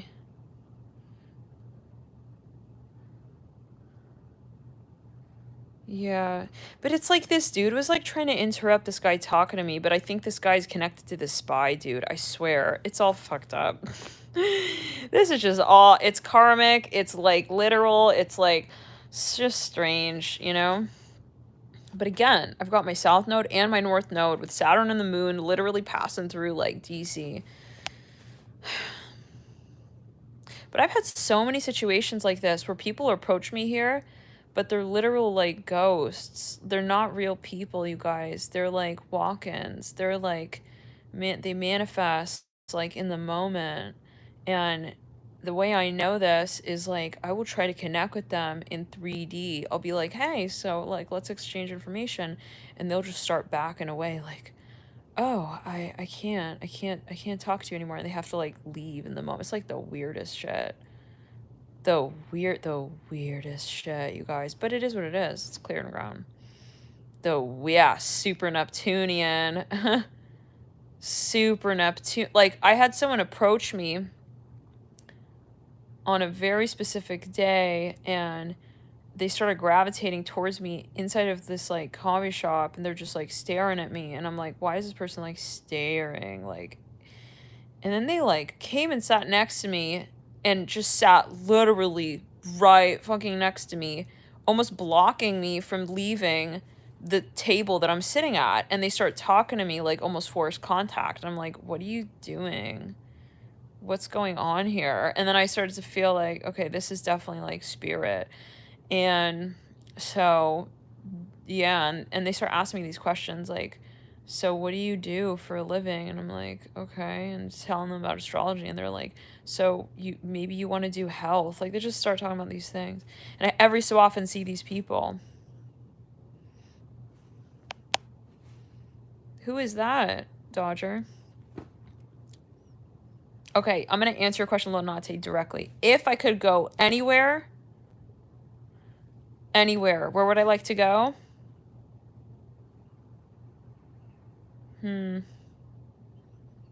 I'm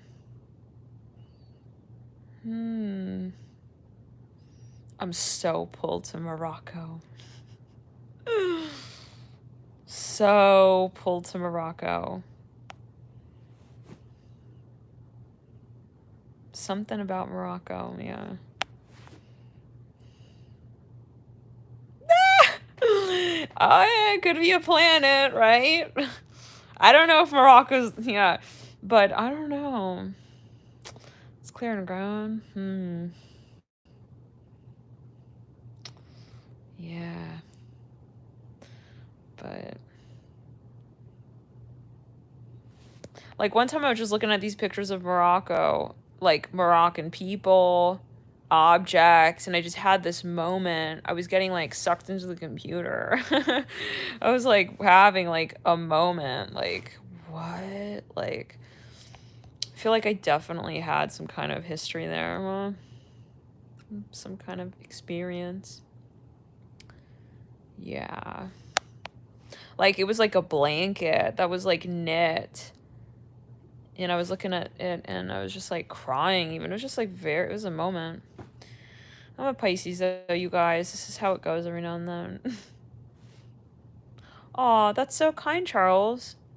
I do readings, chart readings. I do, but I'm not doing it so much these days, except for within the context of astrology. But if you go to alchemyunu.com, I do have some services there that are related to reading the charts.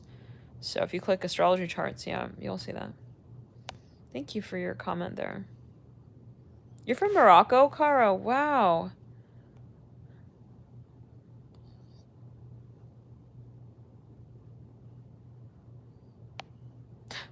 Stromboli, you guys. That's where I want to go. I've been there before, though. That's an island in Italy. Aw, amazing. Black sands.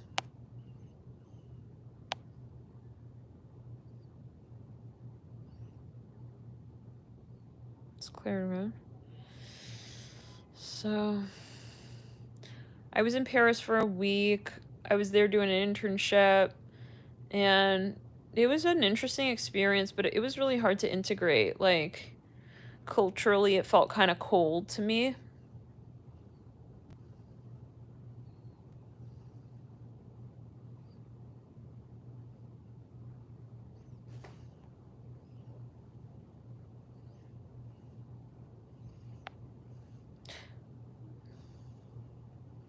I've had people, strangers, so-called strangers.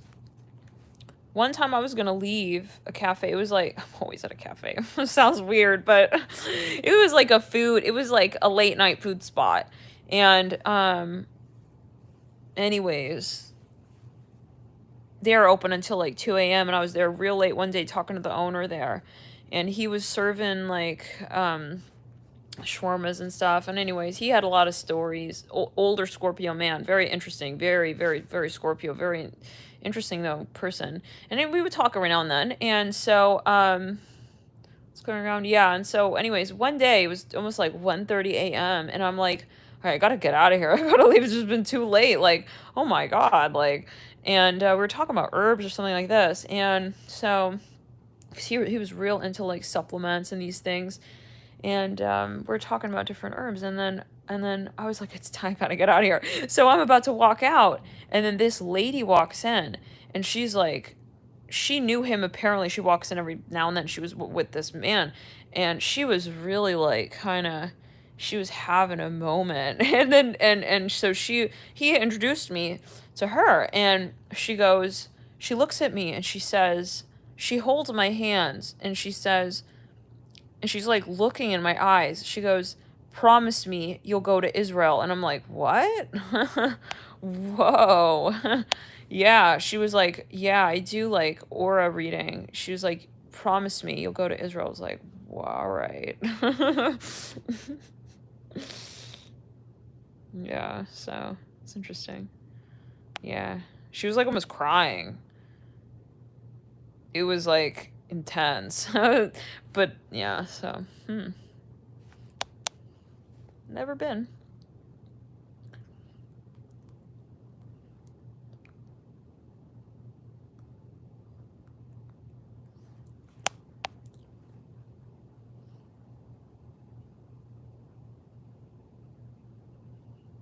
So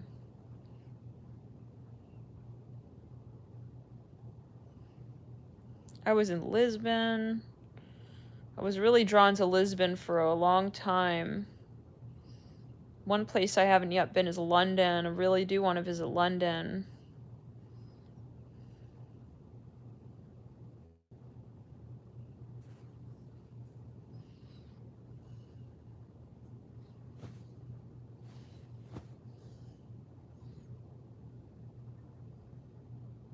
Yeah, it can be a good thing if some people are avoiding you, Sunny D.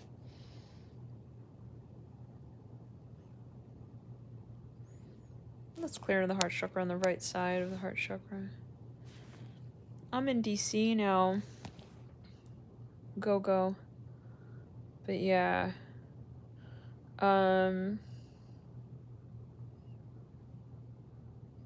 It's cleared again on the heart chakra. Yeah, I really want to visit England. I've had so many dreams of Dubai for some reason. So many. I had a dream I was teaching people how to surf in like some hotel or something. But it looked like Atlantis or something. I was teaching people how to surf. But it was like, how many of you have been to Vegas where you have the fake waves in the pool? You guys know what I'm talking about? You guys know?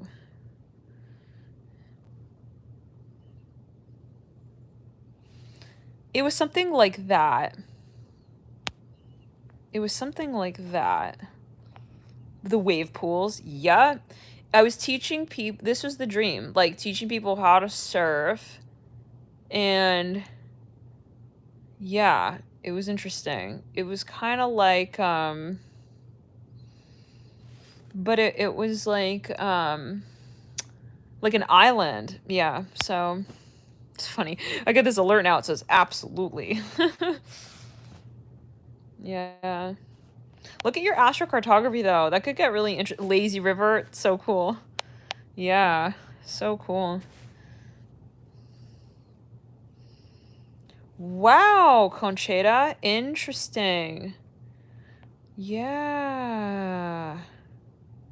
Seriously.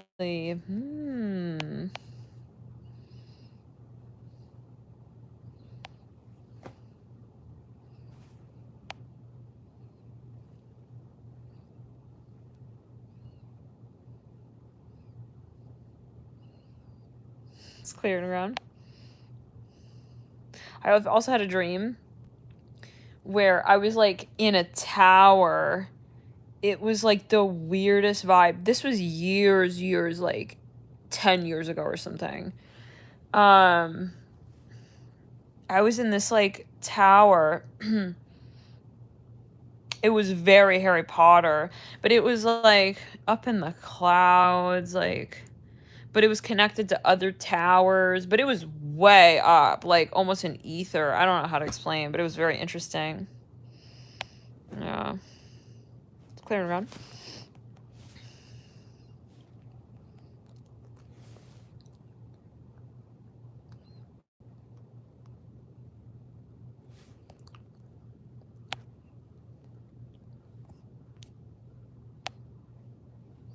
Let's clear around again. How many of you know your star seed map?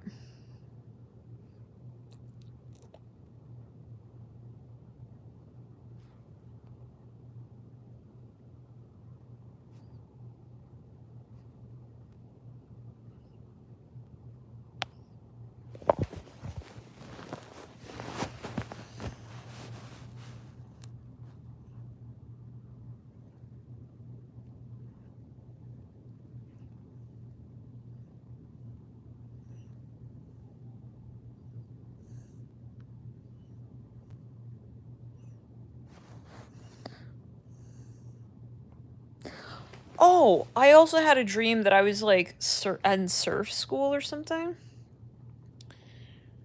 Yeah. I've had a few dreams, but I don't surf.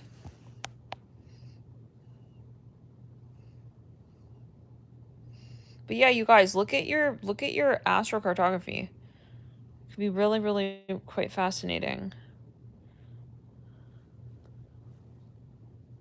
No, here you are, Skippy John Jones.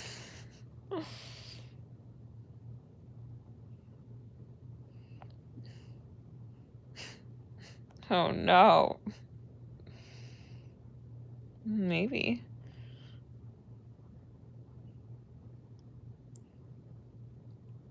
It's clearing around.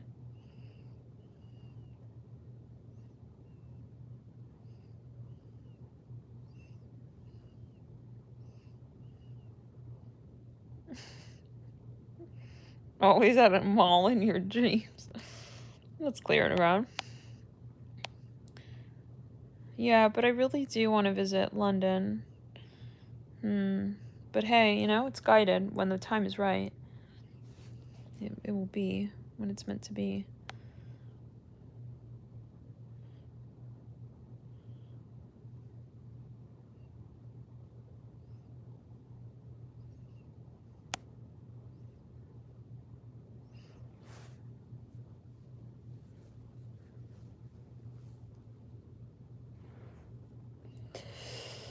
Well, you guys, this has been fun. Thank you for tuning in. Thank you for connecting.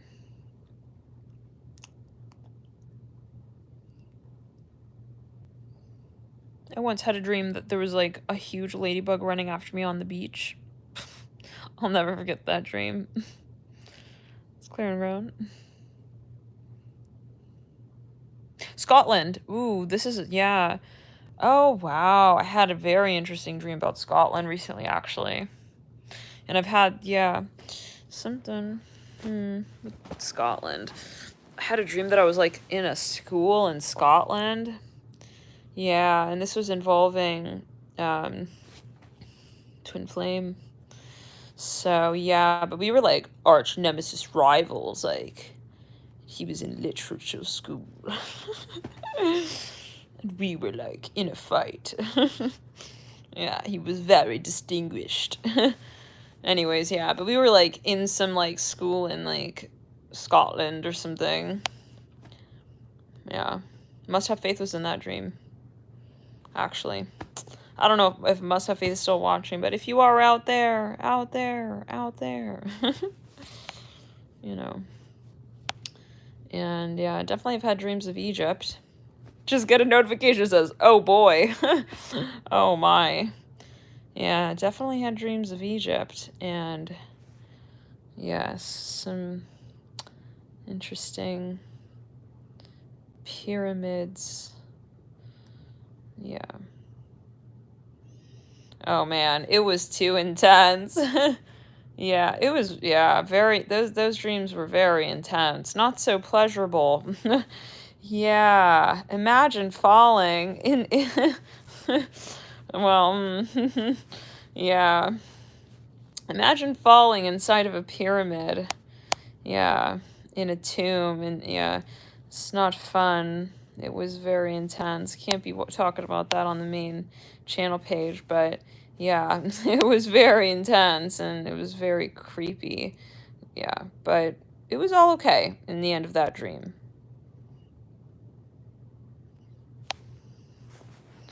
Gold. Gold on the interiors of pyramids. So interesting.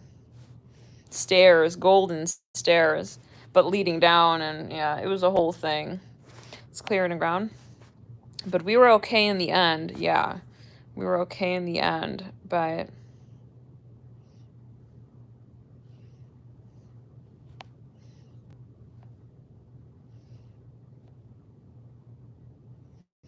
You had a dream that you saw me in New York years ago. Your pants were wet? Oh, kidding. Stop it.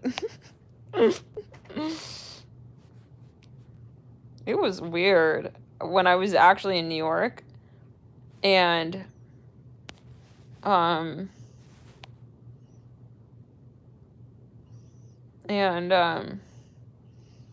I was in a cafe. Damn, why are all my stories about a cafe? It's starting to sound weird. Suspicious. Yeah, so anyways, I was in a cafe. It's like a restaurant-ish thing. Anyways, I'm checking out. And the lady checking me out, she was like staring at me as I'm checking out, and I'm like, okay, why is she staring at me like that? It's like she was taking my card and, like, looking at me kind of weird, and I'm like, "Okay." Anyways, at the end of the transaction, she was like, "Wait, are you, like, Alchemy and You?" And I'm like, "Whoa." She was like, "You have a YouTube channel?" And I had to, like, think about it for a second. I was like, "Do I have a YouTube channel?" "Oh, yeah, I do." Weirdest run-ins. Similar thing happened in Hawaii. Like, you'll never know. Like, honestly, I dissociate. Like, I detach from that. Like, I don't walk around thinking, like, but now I've had to, because I'm like, you fucking never know, you know? Having a fight with someone in public, you never know. It's clearing around, yeah.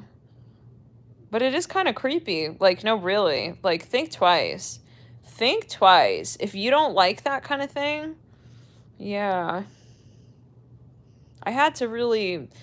I showed my face on YouTube because I felt guided. Like, I knew it when Spirit wanted me to... Yeah, because at first it was just my hands. But, yeah. So, and then... But it was the weirdest thing, because, like, in Hawaii, when I was in Hawaii, I literally...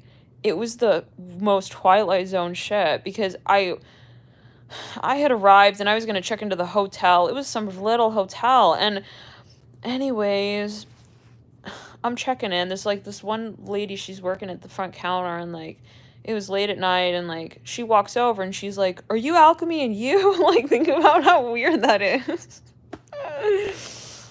Yo, like, think about how weird that would be. But it was funny because she was, yeah. But so, anyways, there's always a reason for that. And I ran into her a few times, actually. So, reason for everything, you know. Similar thing happened in LA. Oh, so many times in LA. A few times in LA. But that's not surprising. A lot of people in LA into tarot and these things. So...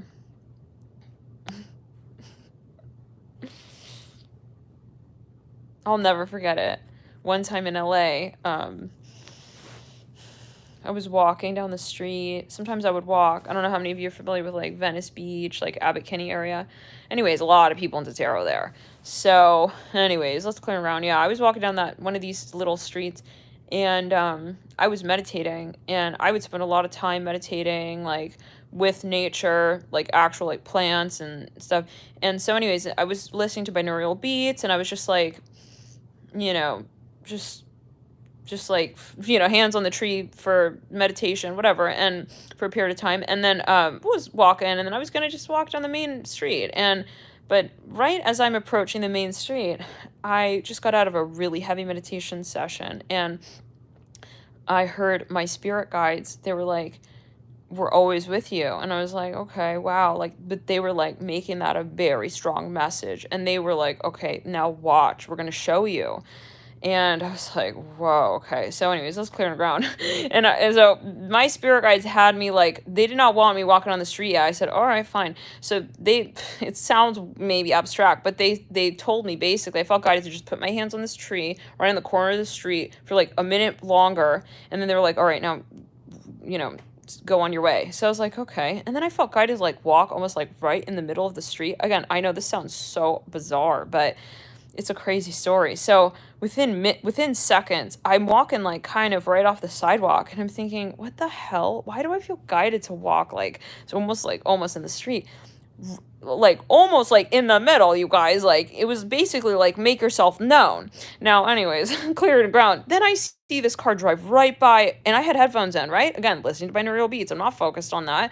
And I see this lady rolls down her window. She's looking at me, and she's, like, waving. And I'm like, what's going on? She was, like, waving, like, and I'm like, I take my headphone out. I'm like, hey. And she's like, "Are you, like, Alchemy and You?" What?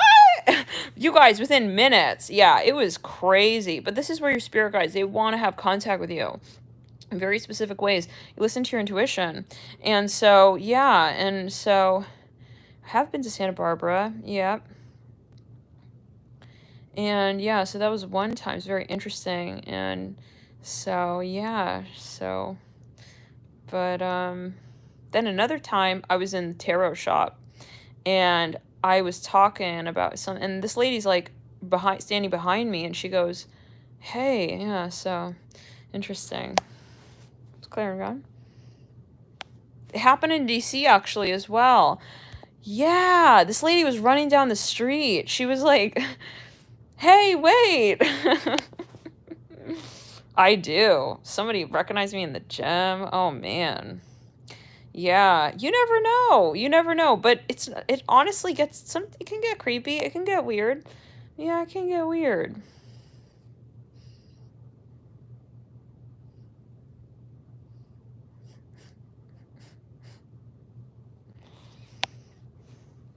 Skippy John Jones. I was scrolling at first sight. It's cleared, bro. It's cleared and ground, y'all. Activations abound. Yeah, there's obviously a reason for everything, and yeah.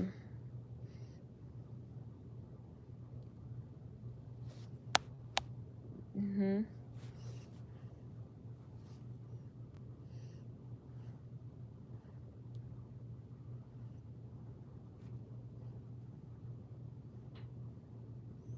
Oh, well, she was just like, "Hey, are you?" And yeah, she took a picture with me and her husband and her kid in the stroller. It was so cute. I was like, "Oh," it was very sweet. Aw. But I feel like, oh, I do all the time, Dodger. I know. That's why I say I feel like Spirit has me for a reason. Like on very specific days, I'm like, I gotta drive by this monument. Fuck. It's like, I feel like I'm employed. Well, I am. Yeah, this is what it is, light work. But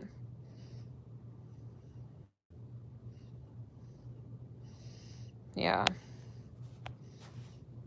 yeah. So yeah, it was crazy around the time of the fucking like um elections and all this. Oh God, can you guys imagine? Oh my God. But the weird thing was like Spirit had me do the weirdest shit. It was like you guys remember when the day of the elections, it was a ghost town. I don't know how many, yeah, but it was crazy. Like no one was going outside. It was like, oh hell no. Not even to go to the grocery store, like nothing.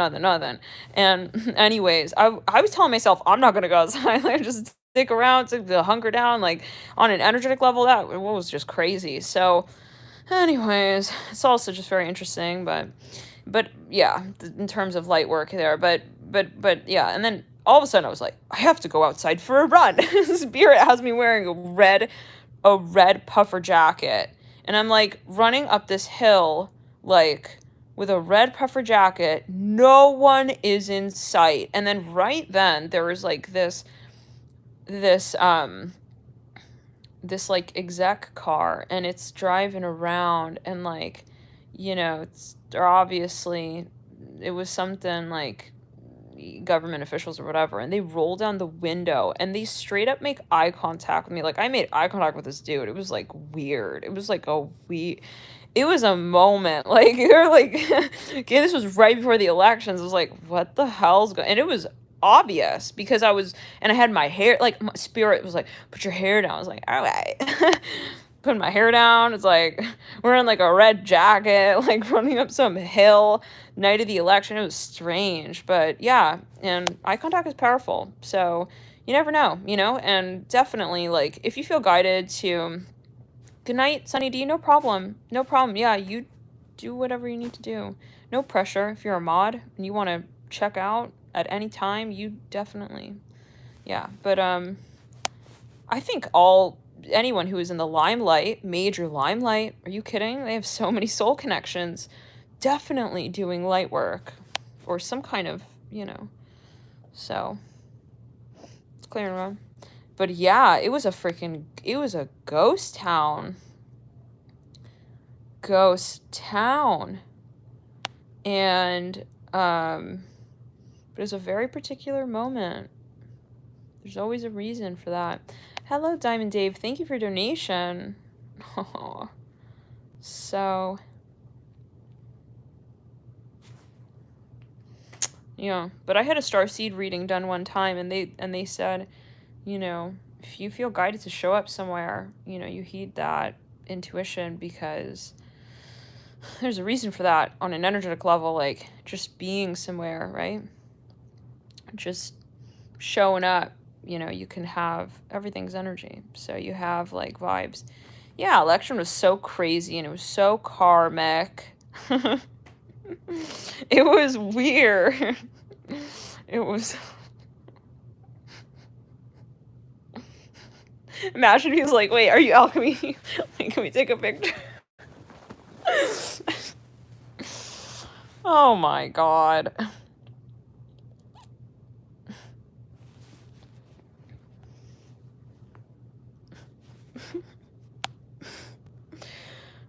You can't possibly be a Capricorn. You just donated, bro. Aw, that's a joke. Yeah. I do think it's gonna be another shutdown. I do, Vanessa. Yeah. Yeah, I do. I think this is not the end of it. Yeah.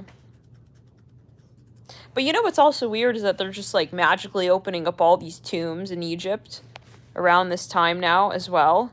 And then all of this stuff is starting to happen with COVID. Isn't it a little bit curious? I think it's, yeah, kind of interesting. Yeah, so. Like, why are you doing that? Why are you doing that? Going through the tombs like that? Don't you think that's kind of like strange? Yeah.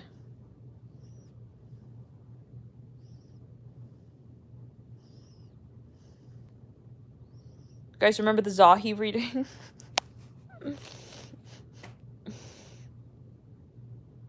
It's clearing around. Yeah. Like, what is that? Moving the mummies' bodies? It's like it's like practically a procession.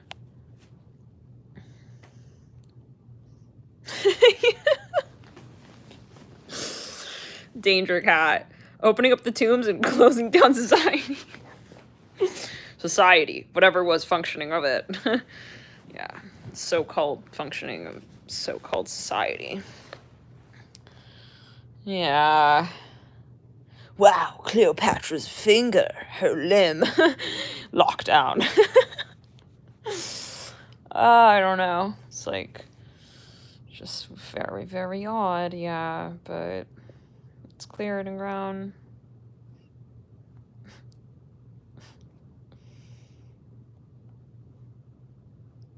Oh, wow, JS. Wait, hold on. Says a Pisces reading from last August. Huge silent warning was out. Don't open the tomb. Fuck yeah. And I really do believe that is so related. Like, and the only way I found really I got the link to this was when I watched Tomb Raider. And after I watched that movie, my phone completely stopped working. Isn't that so crazy? And who's seen that movie? The theme of that movie? Are you kidding? They made that pre-COVID? Bro. Yeah.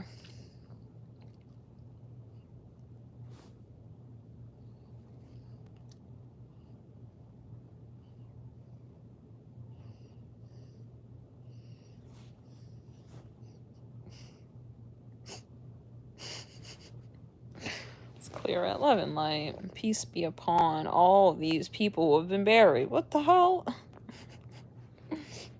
Let me touch his teeth. It's like, what?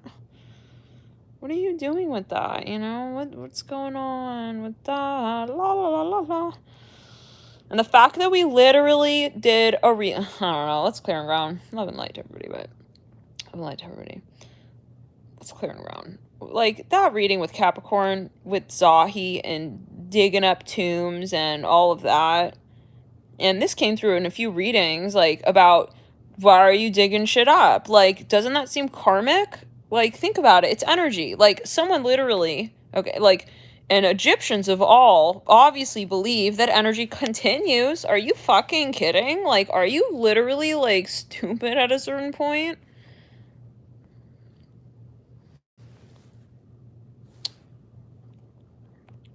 Yeah, well, is that why you're here? This is just like, I don't know, bro.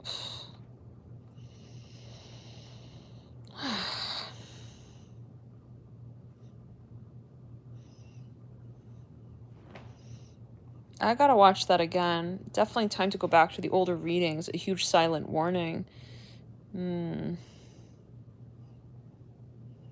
Yeah, exactly.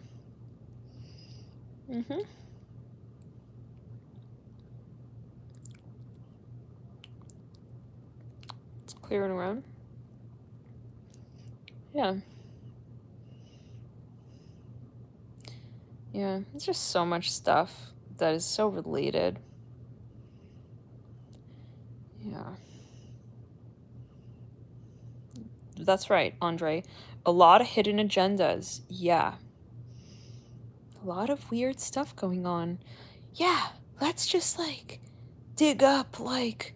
I'm smelling acetone here.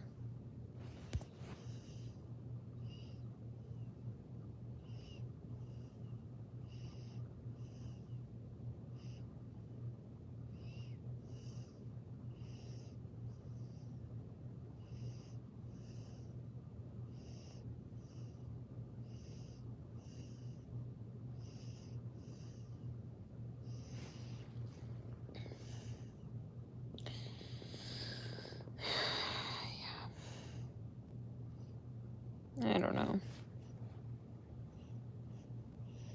Yeah, that's where you gotta just be real and, like... you know, it's sad because... Yeah, it's just... Yeah, because it's getting, like, weird. Oh, it's getting weirder and weirder, and it's like, people are just so gullible. It's like, come on. Why are you, first of all, even, like, listening to the news? No offense. Like... I only listen to this channel. It's like, what? What do you think they're doing on that channel? Telling you, like, what's really going on? How do you think they're employed? I don't know. I just... At a certain point, you have to question. And then it's like, you got your family and friends hooked on stuff. And it's like...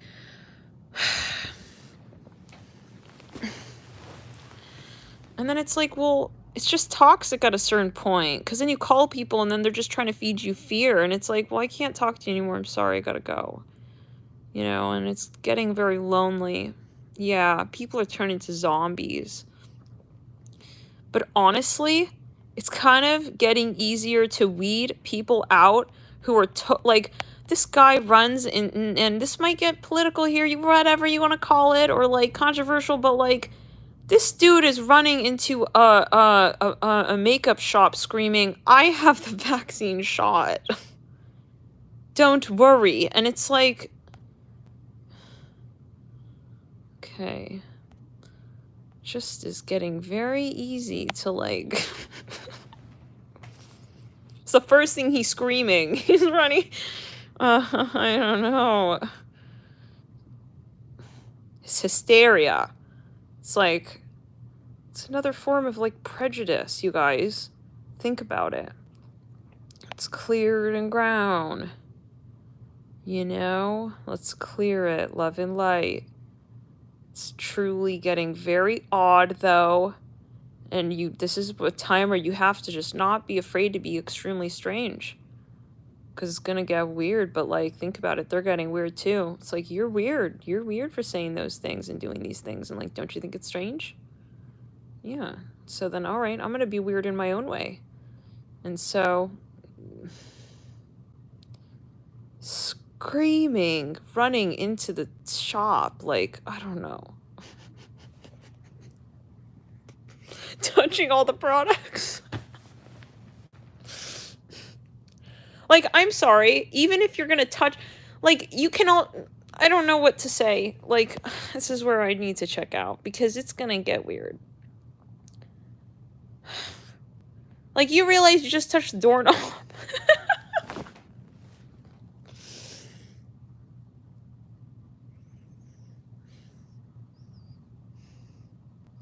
At this point, it's no different from, like, it's like pointing out, like, I'm really sunburnt right now, you guys. Okay, got more rights under my belt. Like, I don't know. It's like screaming, I'm vegan. That doesn't mean anything necessarily. Like, come on. I don't know, you guys. Bye, Melissa. Ciao. Ciao. Like, you guys know, like, really. And for the people who are like, I'm vaccinated, so, like, I can, like, run around and do all this, like, silly, like, nonsense, like, just be completely, like, I don't know. And just, it's like you realize, like, think about the concept of it, okay? If you want to get, like, literally in that conversation, okay? You're increasing the odds of something even by touching something. You know? I don't know. But hey, listen, there's no universal truth-ism. You gotta make it your truth in your way. What is right to you? What do you feel you align with, right? That's what it comes down to. Let's clear it and ground.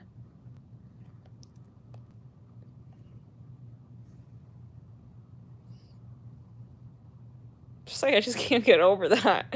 The dude opens the door of the shop with his bare hand. He walks in the store and screams, I'm vaccinated.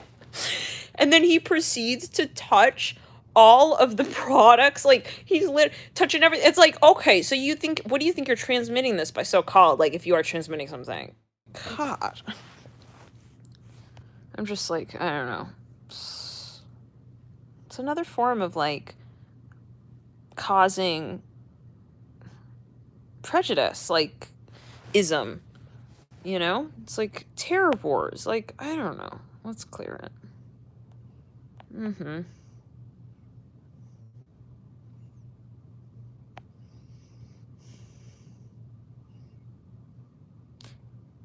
God.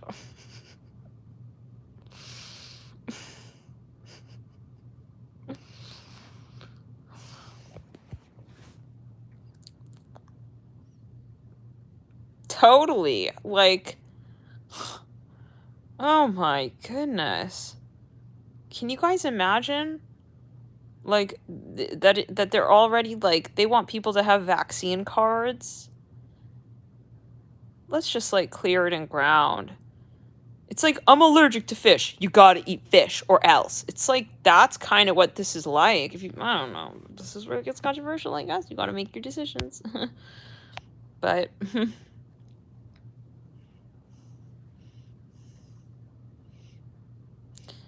But no fear. Whatever is meant to be will be, and you know, it's all in the work, you guys. It's all happening, and you know, ultimately, remember that you're a light worker. If you've aligned with that, you're here, you know, on a journey here, and so, but know that you're gonna face criticism, and there are gonna be people who try to, you know,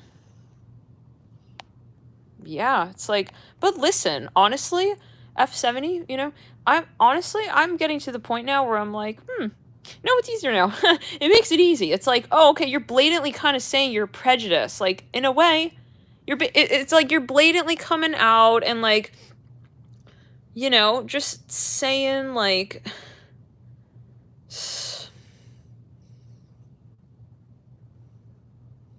and people who judge people for the decision that they make with their own health is the part that really gets me. Like, you're gonna basically start a so-called war. I've had people get, like, upset about shit. It's like, are you dumb? I don't know. Like, let's say it like this, okay?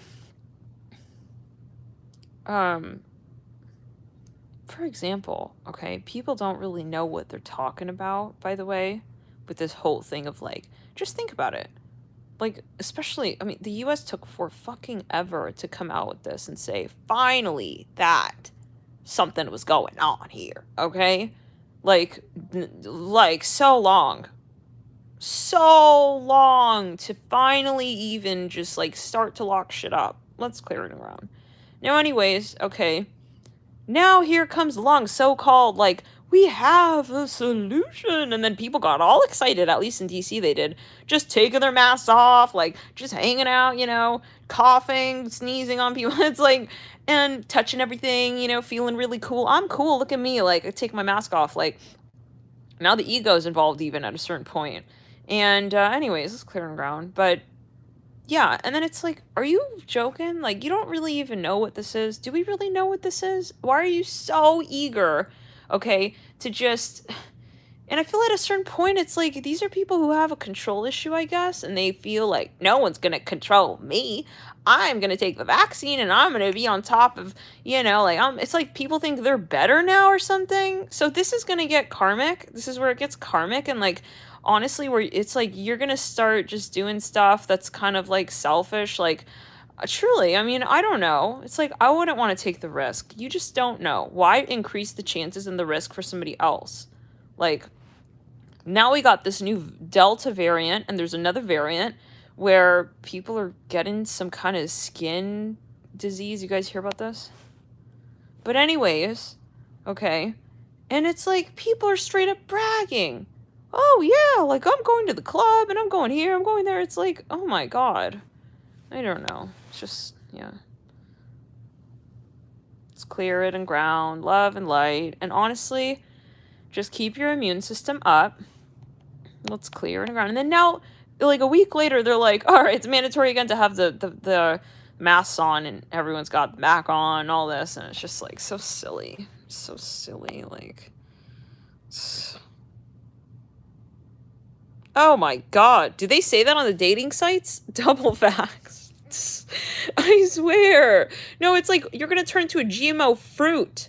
Okay? You're gonna turn into a GMO fruit. No judgment, love and light. If you got the vaccine, whatever it is. Okay? But I don't know.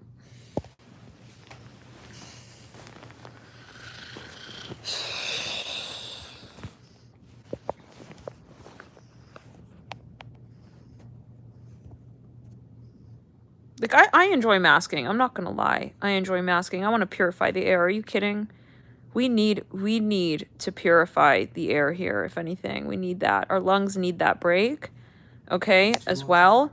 And, it's like, why should we be breathing each other's, like, breath? Like, I enjoy this. I like the, like, 6 feet thing, to be honest. I don't like people getting so up close and personal and all that, like, right off the bat, like, all up in your face, Let's clear it. That's just me. I'm also Scorpio rising. Yeah, Jessica. I love quarantine.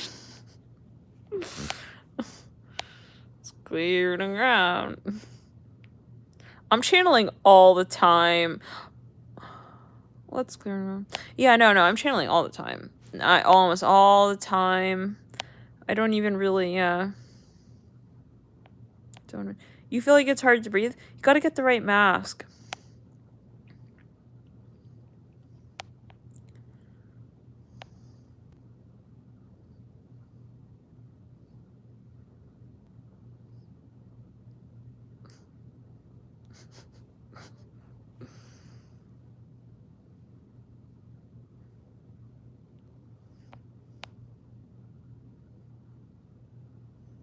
Yeah, for sure. Yep, Pluto on the 1st, similar. Yep. Like, for example, if you have Mars in the 5th, in Aries, let's say, it's kind of like having Mars in Aries, but also it's kind of like having a Mars in Leo. So consider the house, the sign. It's clear to ground.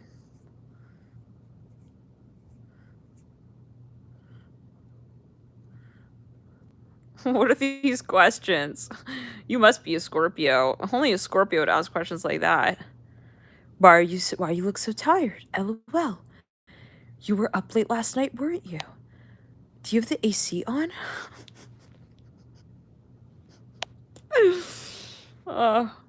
Why does your right eye look more tired than the left, huh? What's going on? Yeah. I don't know. Let's clear around. Oh, yeah, that's something to consider, right? No, the quality of the mask. Some masks, they smell super toxic. I would get a high quality mask, like. Yeah, so you always gotta take it as you will. I just feel so, like, comfy with the mask. I don't know. I like it.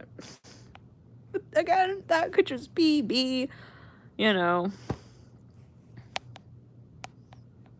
Oh, what were you saying, Paul? Paul's like, I was just wondering. No, it's okay. Fine, I won't be a Scorpio.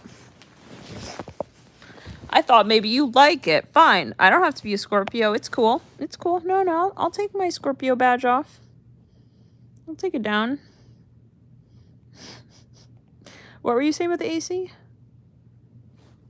AC is not really healthy, in general, right? They say, but yeah, like actually, they say that I think that it helps you calm the nervous system if you have something like, for example, when you're feeling sick and you're breathing into the bag. Let's clear it around. Oh, interesting. Mary Magdalene. I'm not familiar with this. What is this? Because apparently I do have a relationship to this in my starseed chart. It's related to my grand water trines, though, something with that, Mary Magdalene. And I'm not sure what that is, but apparently I've got some connection to this or some energy related.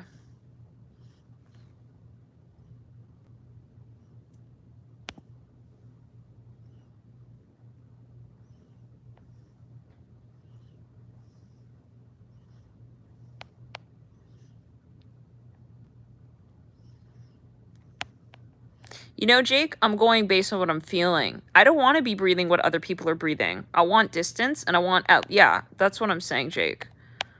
But yeah, you take it as you will. You take it as you will. Let's clear it around. Yeah. And I go based on what I feel. So let's say I'm breathing air, right? And it's giving me some sort of sinus congestion, right? So, I mean, how can you say that that's not valid? Yeah. No. The earth needs to be healed. And that's where I personally feel we're at in a big way with this cycle of so-called corona. The earth is upgrading. So we need to take time off. Everyone is so eager to run back into society and start doing these things all over again. It's like, chill. It's like you need a break. And so does the earth. Let's clear it and ground. Yeah, I believe in that, Skippy, John Jones. And you know what? It's funny because everybody makes fun of me, but I always would say that, even when I was a kid. Like, people would be like, you know, well, you're gonna die one day, blah, blah. And I'm like, you never die. And everyone would make fun of me. Natalie believes that people don't die, blah, blah. Like, yeah, no, they don't. We don't die. Yeah, so just say that, but...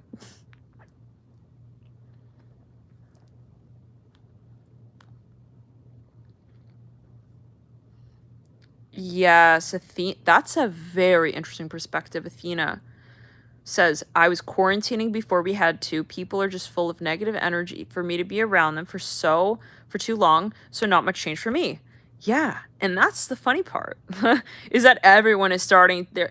Yeah, and we were talking about this in another video where people have an issue with being alone and decompressing and getting into their own zone and reconnecting with themselves.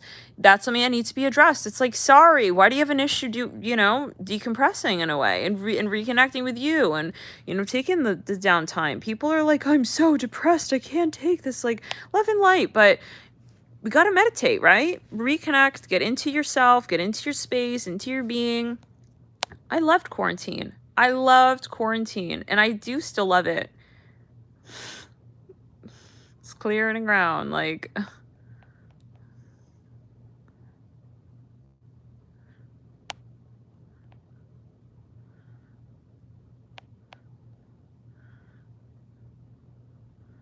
Yeah, how do you know you're gonna die? What if you're dead right now and you wake up when you so-called die? It's like, this is so silly when people are like, oh, like, energy doesn't exist, and, like, these things as well. It's like, why, what do you think life is when, but, yeah, I can't get, like, all, because you gotta make of it what you make of it, but, there are definitely people who believe that it's biological and all this, and, like,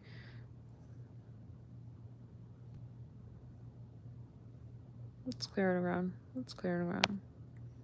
Yeah, exactly, Dodger. That's why, though, we are here on Earth, and Earth is a very dense dimension. We're here to help Earth increase its vibration, to make it lighter, Have you guys heard of Dolores Cannon? Definitely look into her if you feel guided. Yeah, Jessica, most people don't even question why we're here. They're like, it's about the White House and the picket fence and just like, it's like, really? I'm definitely not living a normal life. I can say that. Like, and I am doing that actively. People can judge me. They're like, oh my God, why aren't you married? Why aren't you this? Why aren't you that? It becomes their song. It's like at a certain point, and it's okay, That's just like what it is. And it's like, why aren't you doing that and this? And why aren't you like with your family at this time? And like all these things. And it's like the life of a light worker is not something that is just like prescribed. And I will even go so far, I will say it's the life of somebody who's a yod. If you have a yod, you're not gonna be having a normal sort of. And the more you try to fit yourself in that box, more likely, the more uncomfortable it's gonna feel. Let's clear it around. I could not do this if I was just having an, if I was just, I'm gonna be honest, like if I were married and I had like a husband or whatever it is and I was having a whole like situation and and or a corporate job, okay, or a full-time job, or if I lived at home, I will even say, if I lived at home, I would not be able to ascend to the level that I am now. And I'm going to be honest with that. Like, I've had family members come and tell me, oh, like, it's too bad that you're not doing this and that, and that you haven't, like, done this by now. And it's like, no, it's not actually. And I had to literally turn around and say, no, I'm actually happy that I think it's quite limiting actually to be in a full-time relationship, because that consumes you in a certain sense. So you got to serve it back to people who are judging you in certain ways, and it's cool. It's whatever. It's obvious, That is obvious. Let's clear it in ground. Yeah, it's like, okay, so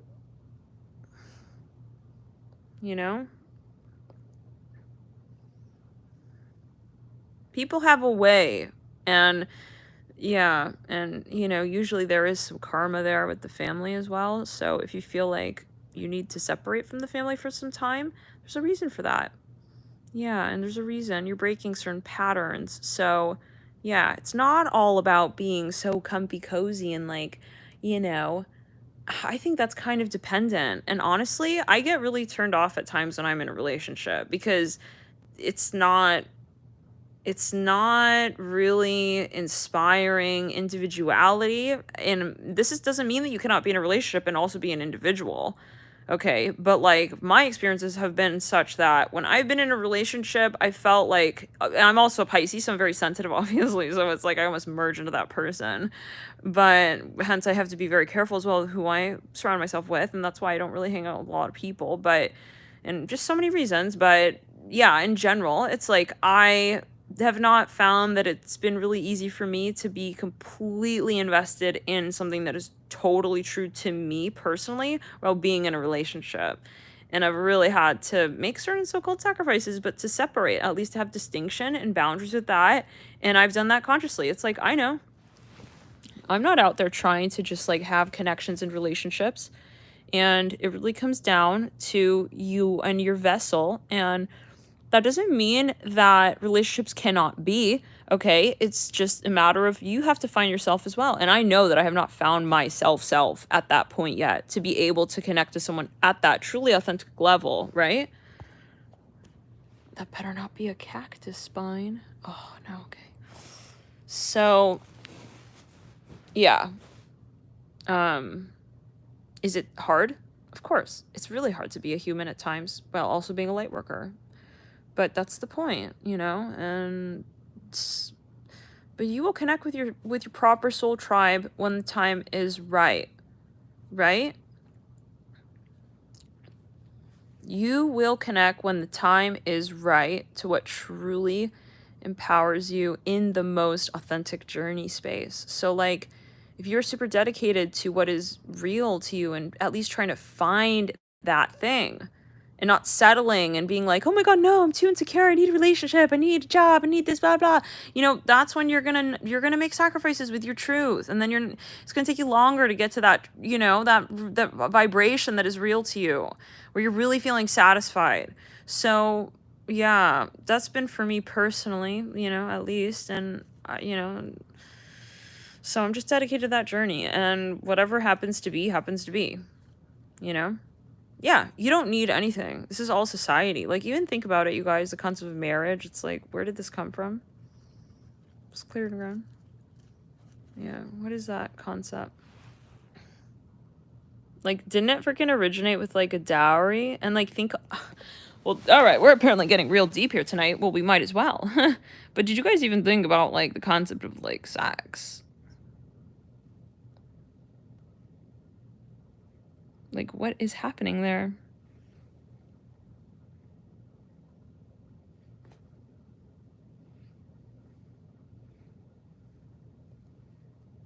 Like, people can be in, like, a relationship, but they're not even really in a relationship. And they're not really, like, actually even being vulnerable.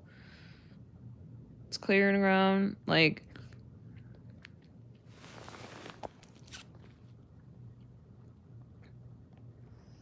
But yeah, so... Vanessa says, love ruins me. Well, you know, and it may not be the right type of love at the right time, right? Maybe your higher self is like, hey, no, this is not the time yet. It's like, maybe it's time to connect to love with you. You with you. Like, that relationship counts as well. So, yeah. But...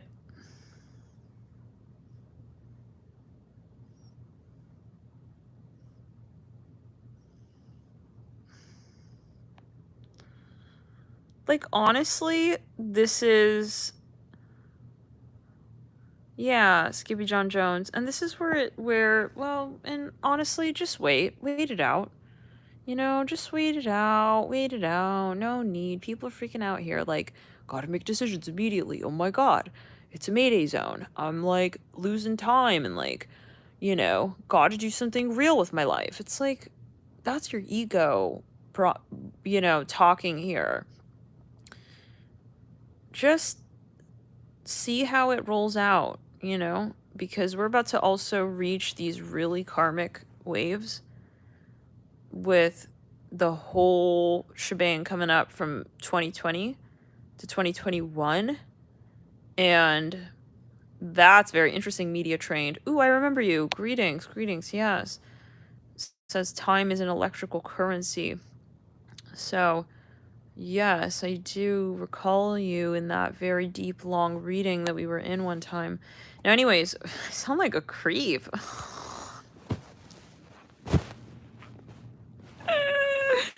You guys, this is also probably why I don't date, because it's just easier, because I'm just, yeah.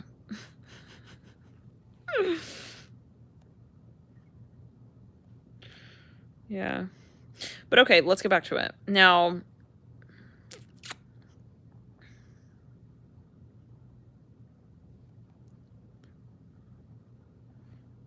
let's clear it around. Now, what? Yeah, so,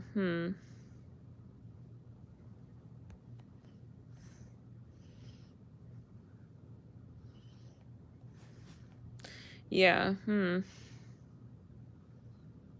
Used to moderate about 2 years ago. Yeah, we were doing live chats 2 years ago. Almost everyone was like, no, well, I am dating someone, but I mean in like 3D. Well, how do we explain this? That's confusing without getting into the personal business. But I am dating, but it's something complicated. But yeah, I'm definitely not dating someone on the channel. And if I am to date, I'm not dating somebody on the channel. Yeah. It's a 3D person, and it's a 3D connection, and we do talk every day. So, it's clearing around. But it's, yeah. But I'm not, like, married, you guys. And, yeah. And, like, people are accusing me of being pregnant. It's, like, weird. It's, like, of all things you're gonna roll through with some weird accusation like this. And this person got a full-blown reading on me. These are people paying to... 3D person. Aww, 3D, yeah. So let's clear. Aw, Maya, thank you so much for tuning in. Maya's like, you're my favorite person on YouTube right now. But it may change. Just want to give you the heads up, but no, I'm kidding. But yes. Thank you for tuning in. Love and light to you. Aw.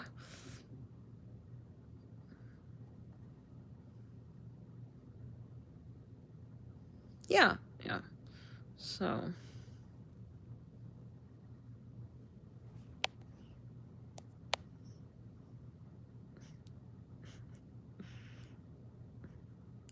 it gets weird. Yeah, it gets weird online. But it's a, it's an experience. If you're asking if I have stalkers, I definitely have stalkers. But it is what it is, I guess. That is what I'm saying. They got a reading on me from me, and then they started accusing me of shit. I was like, what is going on? Gotta check out, bro. Like, gotta check out. So creepy. So weird. Yeah. But the shit is... Yeah, but then I called it also out in the reading, okay? And, like, it just... That's that moment. You see them seeing you like that. It's like, you need to check out. Goodbye. Okay?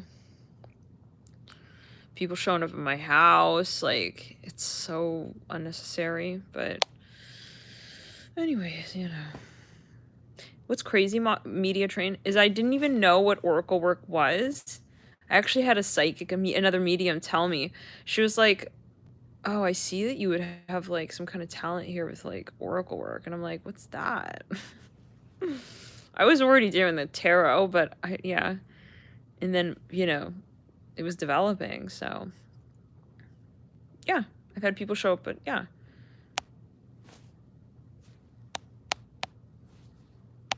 I've had people send me, like, objects to my house. It's very creepy, very strange behavior.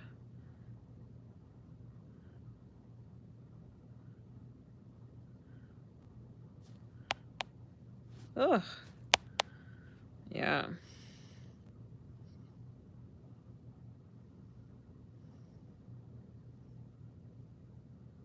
Into your Pinterest? What color flowers is she into? What pattern of quilt? Let's clear it.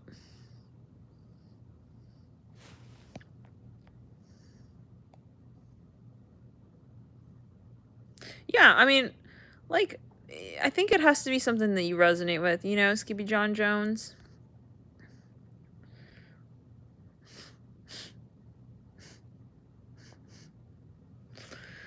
No, it's that my spirit guides, they own my mission, so I'm not really worried. It's like, you're not fucking with me, you're fucking with them, okay? That's a much, yeah.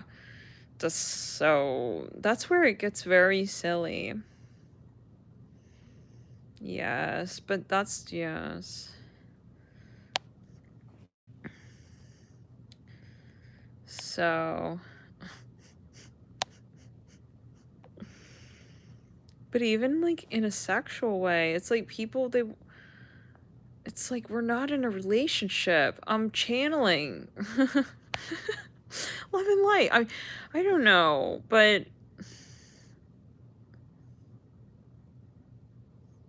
it's clearing around. It's giving John Jones. I gotta give him the credit. It's his vibe. Or their vibe.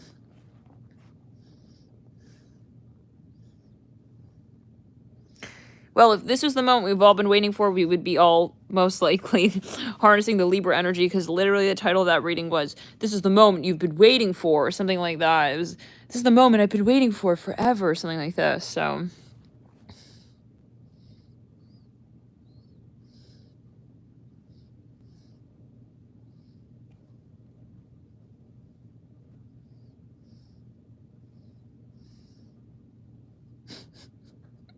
Diamond Dave says, I'm sorry if I sounded creepy. Wait.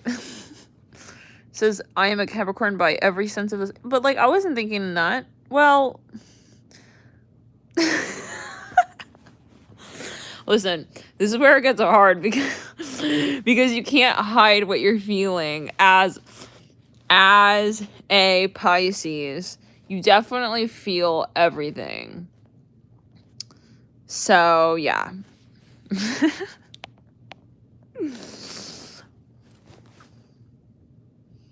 Aww. Well, hey, it is what it is. Paul, you're going to sleep? Of all times? Right when my phone's about to die? 3%? I can't forget to charge it, but I'm just enjoying this, like, angle right now. It's clearing around.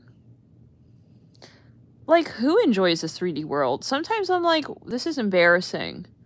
What am I doing here? Is this for real?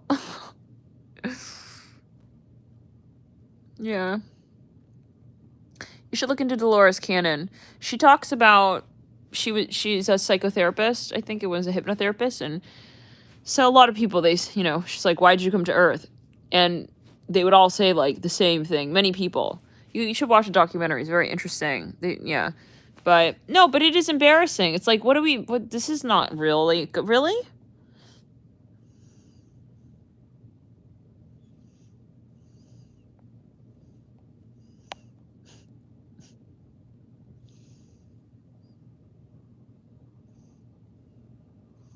Yeah.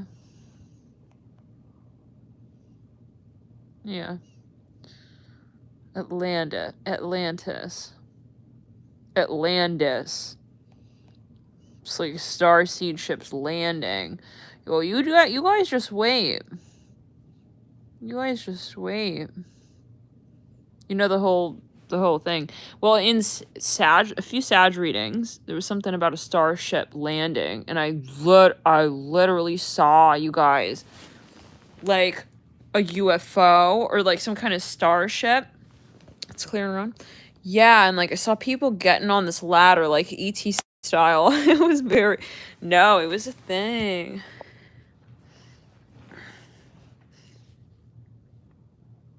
It's clearing around. Yeah. Yeah, so. But do you guys remember that reading though? It was really, really particular. There was another one where there was like, I saw people appearing and in a very bright light, and then it was like there was this effect that it had like on some people would fall asleep, and then some people, they would like get like activated and they would be drawn towards the light. That was a vision, very strong vision, and it was, I don't remember how many remember that.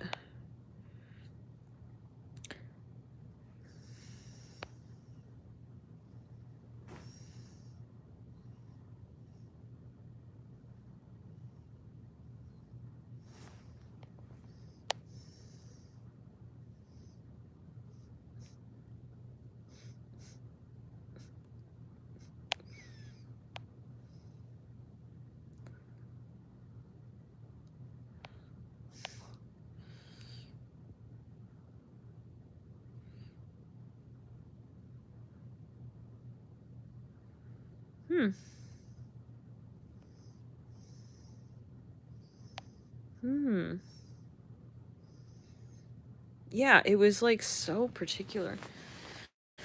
It was almost like a vibe. Like some people were very drawn to this energy, and then some people, they fell asleep and they were like not aware of it. So yeah, it's interesting.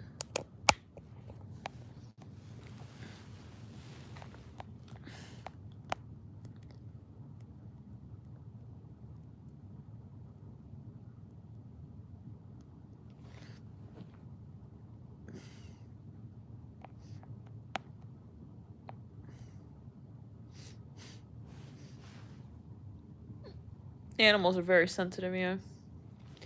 I really want to get a cat, you guys. I've been thinking about that. I've never been a cat person, so-called, but I've been going through this whole moment, and it's funny because when I started thinking about this, I was really like, I was looking at like cat adoption sites and stuff, and I kid you not, one day I got like someone else's mail by accident, and of all things, it was a box of cat food. Can you believe that?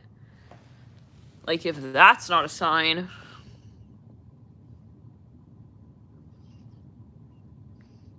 Aww.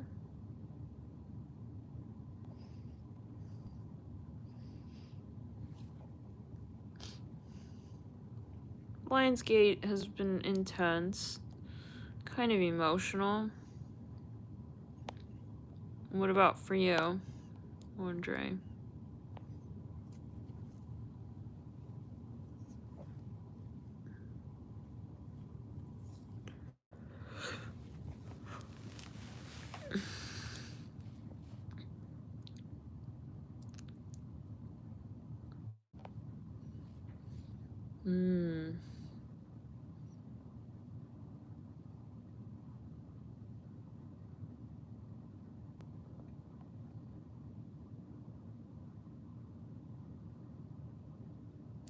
That's the thing too, I'm so sensitive. I don't think I could get an animal. Like, yeah, Banta's with my family right now. I don't think, but I don't know, you know, if it's meant to be.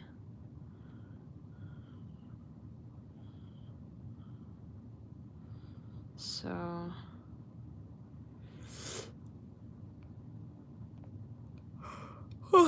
You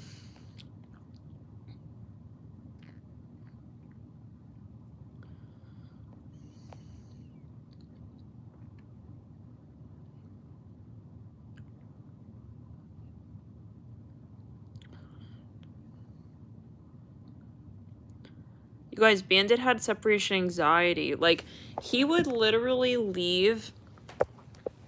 He would leave the apartment on his own accord. He would leave the apartment. He would open the door on his own. He would take the elevator. On New Year's Eve, I was at a party with my sister, and it was like a family gathering, and I just had this like horrible feeling in my stomach. I was like, I think Bandit he got out. And so I'm like on the way back home.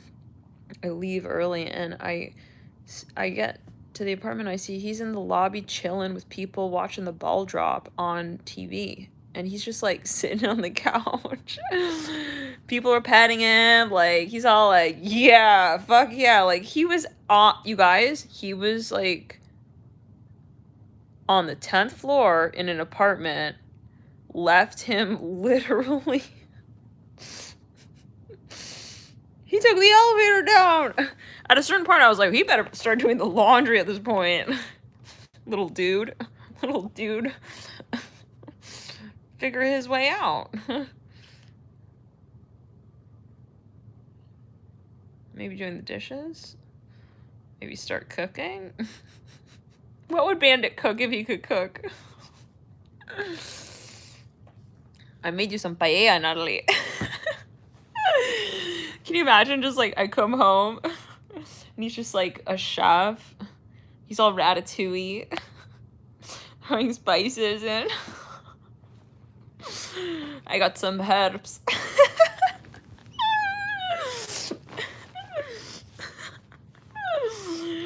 Some saffron. Wow. Oh my god, Bandit. It's clearing ground. He's a rascal. He's a very strong vibe. He is a very old soul, you guys. He's not messing around. Da verano. Oh man. He's a stargazer. Yeah, he is a story in and of himself. He is one powerful man. Let me tell you. Yep.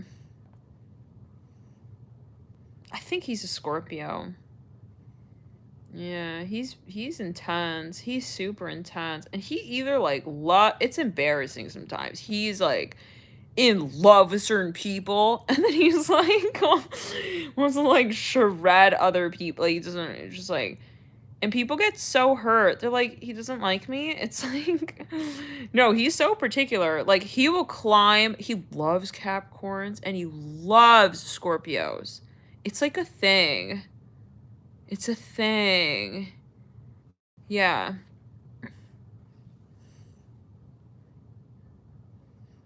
He has like a fetish for like Scorpios though. It's something, a Scorpio energy, something. He's just like, one time we were in this like coffee shop. Again, I'm telling you, all my stories are related to a coffee shop cafe. We were in like this coffee shop and like some dude like was talking to us and like he was talking about astrology and Bandit like starts gravitating towards him and like climbs on his like shoulders, like puts his arms on his shoulders and is like giving him a full frontal like body hug. Like he was about to just like ride off in his arms. Like this dude was like, all right, I gotta go now. Bandit was like, it was the cutest. Yeah. But then I don't know, some people he's like, all right, I don't know, I don't care for this. And it's just very Scorpio. It's like, we don't know what to tell them. It's like, it's not about you. It's clearing around.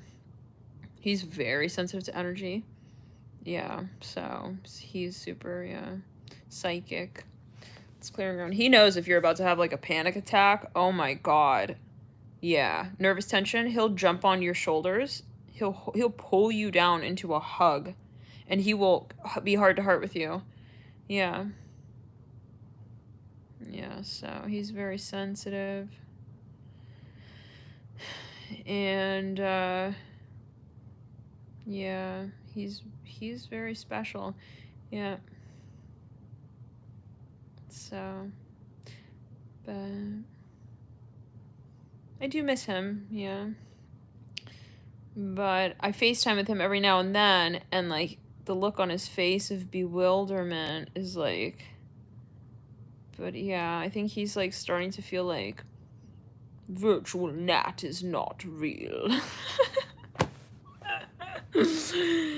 VR Nat doesn't count. Maybe this accent has been coming through lately as Bandit. Oh my god. Yeah, he's got something going on in the Victorian era, but Bandit is with my family. So, yeah. Nah, he's not into it. He's not a long distance relationship kind of dude. But listen, you guys, like, yeah, I couldn't do it because he's got the separation anxiety. And so, but my dream is to be in Tuscany with him on a big plot of land where he could just run and run out, flutter around with the butterflies and stuff. Aw. Yeah.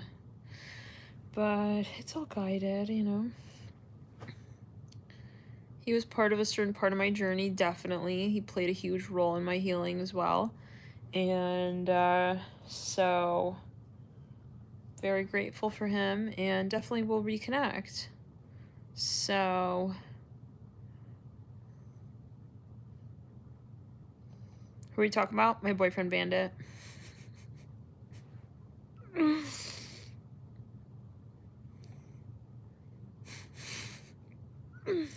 No, my dog. He's starseed dog. You guys. You guys, Bandit has fetishes. No, he does. He has moments. Yeah. He says, what's his name? His real name. No, but like, I feel like he's just very real. And it was he was very interesting because every Scorpio reading, he would just like enter into the camera view. And like, so many times he would like put his hand on my hand and like look up like at the camera, like.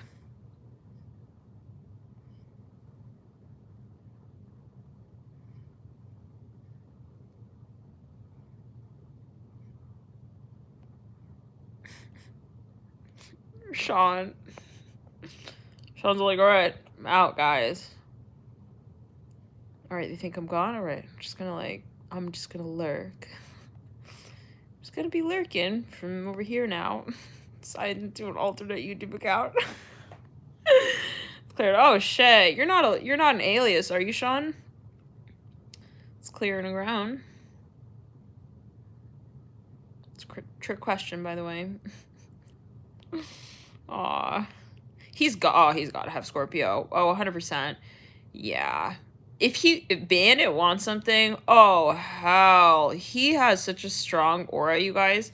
He will magnetize, he will attract, he's powerful. He has a lot of Scorpio. He's probably a Scorpio rising, and he's super stalkerish. Like, when we were living in our apartment, this lady, one time, she, like, we were walking in, and she goes, is this, like, Bandit? And I'm like, yeah. And she's like, oh my god, he, like, works for the FBI or something. She was like, he's literally, like, staring at me. He's, like, sizing everybody up. It's true. No, he's got something going on. Like, he's also very visual. Like, it's interesting.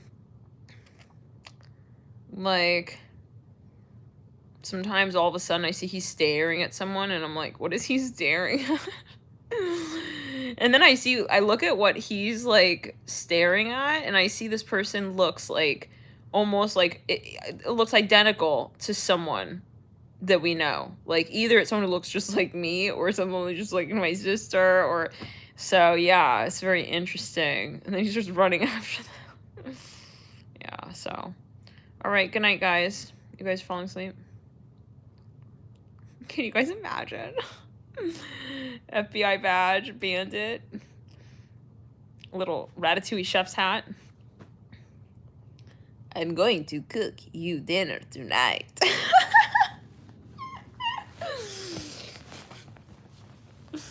Oh my god. He is a real bandit, you guys. When I first got him, like a few days after, oh my god. Yeah, I took him to the park, and this man was, like, talking, and Bandit was getting real bored and antsy, and yeah, and then all of a sudden, this chihuahua started chasing him, and then Bandit ran out of the park. He was, like, scared. He started running. He bolted like a cheetah out of the park, and I was like, oh no. And this was, like, a few days after we got him, and this park is huge. He, like, knew his way out of the park and just bolted. I was, like, freaking the fuck out. Like, this dog is gonna run. Like, he was running. He's gone. Like, and I, like, ran out, and I don't see him anywhere. And I was so freaked out. There's, like, a 4-way crosswalk. And and so I'm running, and I'm like, where is he? And I was like, where did he go? Where is he at? And I'm looking, like, and then this guy was like, are you looking for a dog? I'm like, yeah. He's like, oh, he ran up this street. And I'm like, that street over there? He's like, he ran up over there. And I'm like, oh my god, that street? Really? It's like, he crossed the street, 2 streets, 3 streets, and he got onto the right street. I'm like, he got onto the right street to go home, you guys. Like, this is like 4 blocks, 5 blocks away. Like, I was like, oh my god. I'm, like, walking home. I was so freaked, you guys. I was so freaked out. And I am huffing and puffing up this hill. He's sitting on the porch with, like, a little smile on his face. You guys, at least, like, a 15-minute walk home. Like, what? He knew his way home after, like, 2 days. And he's literally, like, he's, like, on the porch staring at me, like, thinks it's funny. I was like, you freak me the hell out. Freak me the heck out. Yeah, he was like, I'm tired. He's got to be a Scorpio. Escaping the party. No, like, Bandit has that vibe. He is kind of seductive. He has that energy. It's so funny. Like, sometimes he'll sleep with his leg out. It's like... he'll just, like, look at you. People say they have dreams of Bandit. They say, like, yeah, they'll have dreams of him. But yeah, this dude was like, oh yeah, he just went up right up here. I was like, oh my gosh. Diamond Dave! By golly, you're definitely not a Capricorn now. Capricorn donated $10. Thank you. Thank you. They're very kind of you. Aw. Aw. Diamond Dave. What's your moon sign? Where's water in your chart now? Yeah, very sweet. Yeah, but, yeah, sometimes I'll feel Bandit's energy, though. It's like, he's like, where the fuck are you? I have to tell him, like, I'm here, Bandit. I'm here. Don't worry. It's gonna be okay. Calm down. So, yeah. No, he gets upset sometimes. Like, I can feel it. Yeah, it's really like, where are you? Like, yeah. More clues that he's a Scorpio. Yo, maybe it's not that he has separation anxiety. Maybe he's just a Scorpio. Maybe that's how we can just, like, make it all simple here at this point. Like, V for Vesna. Hey. Diamond Dave. Oh, Moon and Sag, that's what it is. Yeah, I was gonna say, where's the selfless energy at? Aw. So, yeah. But what else? Yeah. Yeah, so, but, he's doing his Reiki stuff there, though. You know, he's doing his stuff, and I feel like he would be so sad if I got another dog, you know? And I love Bandit. He's like, yeah. But, anyways, yeah. Do you guys remember that video I made with Bandit where we're, like, on the porch and the scarab beetle arrived when we were talking about fear versus intuition?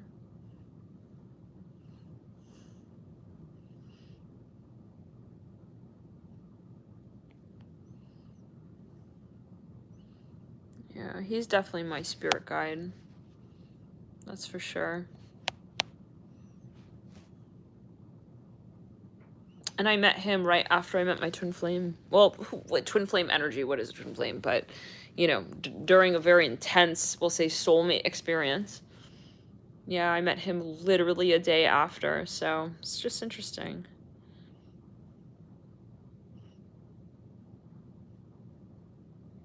So, what is it about the Jesus and Mary Magdalene? Because I had a starseed reading, and this lady said that, this was years ago, she said, something with my grand water trines is related to, in a non-religious way, Jesus and Mary Magdalene. Let's clear it around.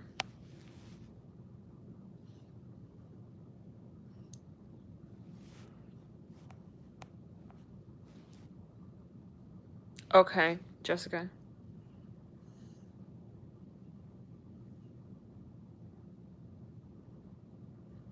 I have, like, I got, like, 3 grand water trines, which, if you have a grand water trine, also known as a grand psychic trine, and that is a lot of feminine energy, doesn't mean necessarily that you are feminine archetype, but, for example, like, somebody who identifies as a masculine archetype can also have a lot of feminine energy and grand psychic grand water trines, which is a yin element.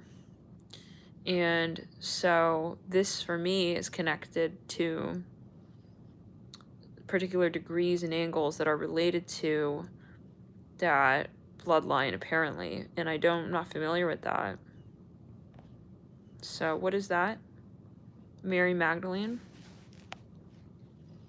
Something about feminine energy, which is obvious. We're healing this, yes, for sure. and my grand psychic trines are related to Chiron and Cancer and Pluto and other things like this. It's clearing energy and ground.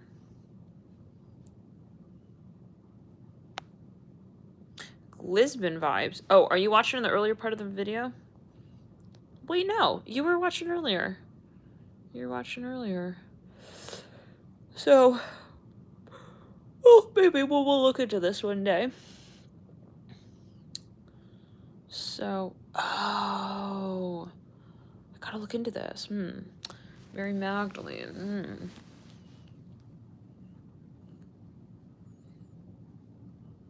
Lindsay, your daughter has a grand trine in fire. Wow. My sister has few grand fire trines. That's a very physical, performative energy. Very, very intense, physical, expressive, creative energies with the physical body. She's a performer, musician type. So, yeah.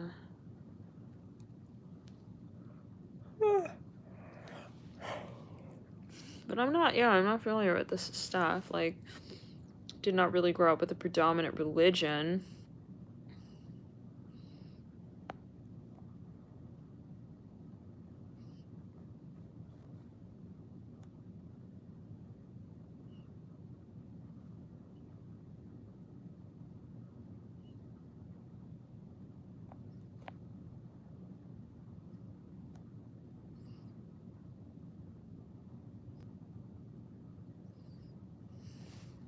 It's clearing around.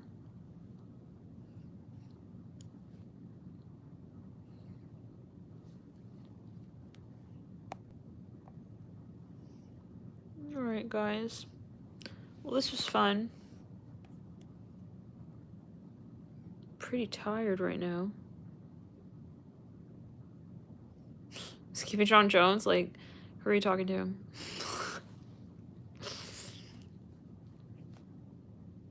Listen, I'm liking calling out your name. Skippy John Jones is, like, fun. It rolls off the tongue. But, like, if you start getting really weird on us, please don't make us time you out. Love and light. Talking in a generic sense, or...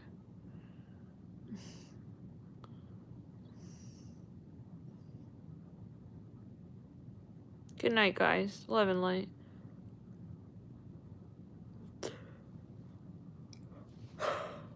Oh, lots of fun.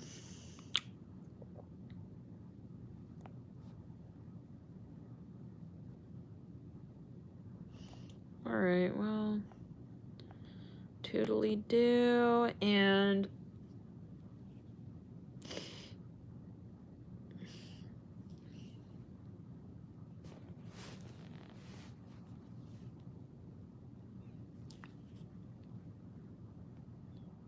Good night.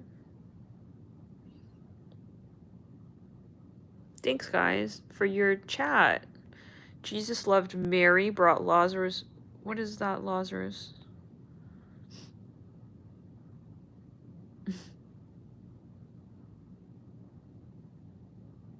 Yes, it's true. Mirror, yeah.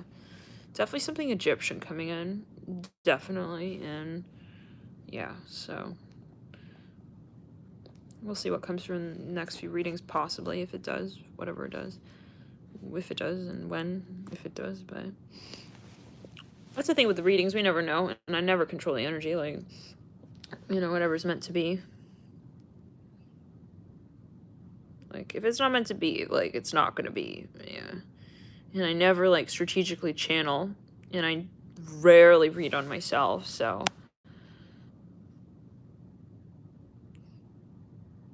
Like, if let's say I know someone, and all of a sudden, like, I feel a very strong surge, like, you know, a feeling to read, I'll read, but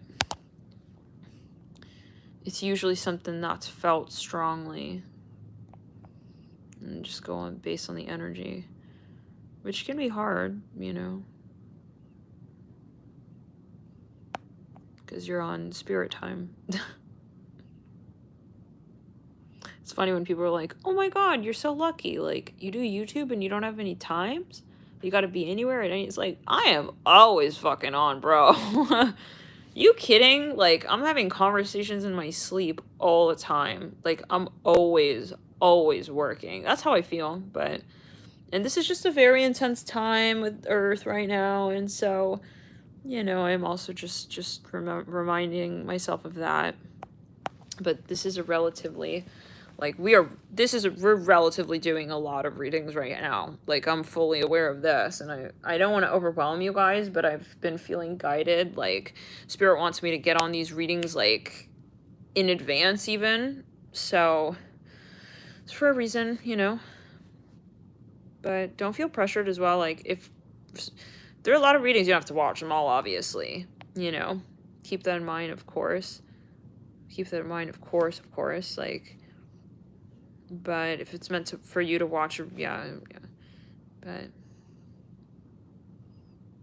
yeah. My North Node is Capricorn, my South Node is Cancer. It's very interesting.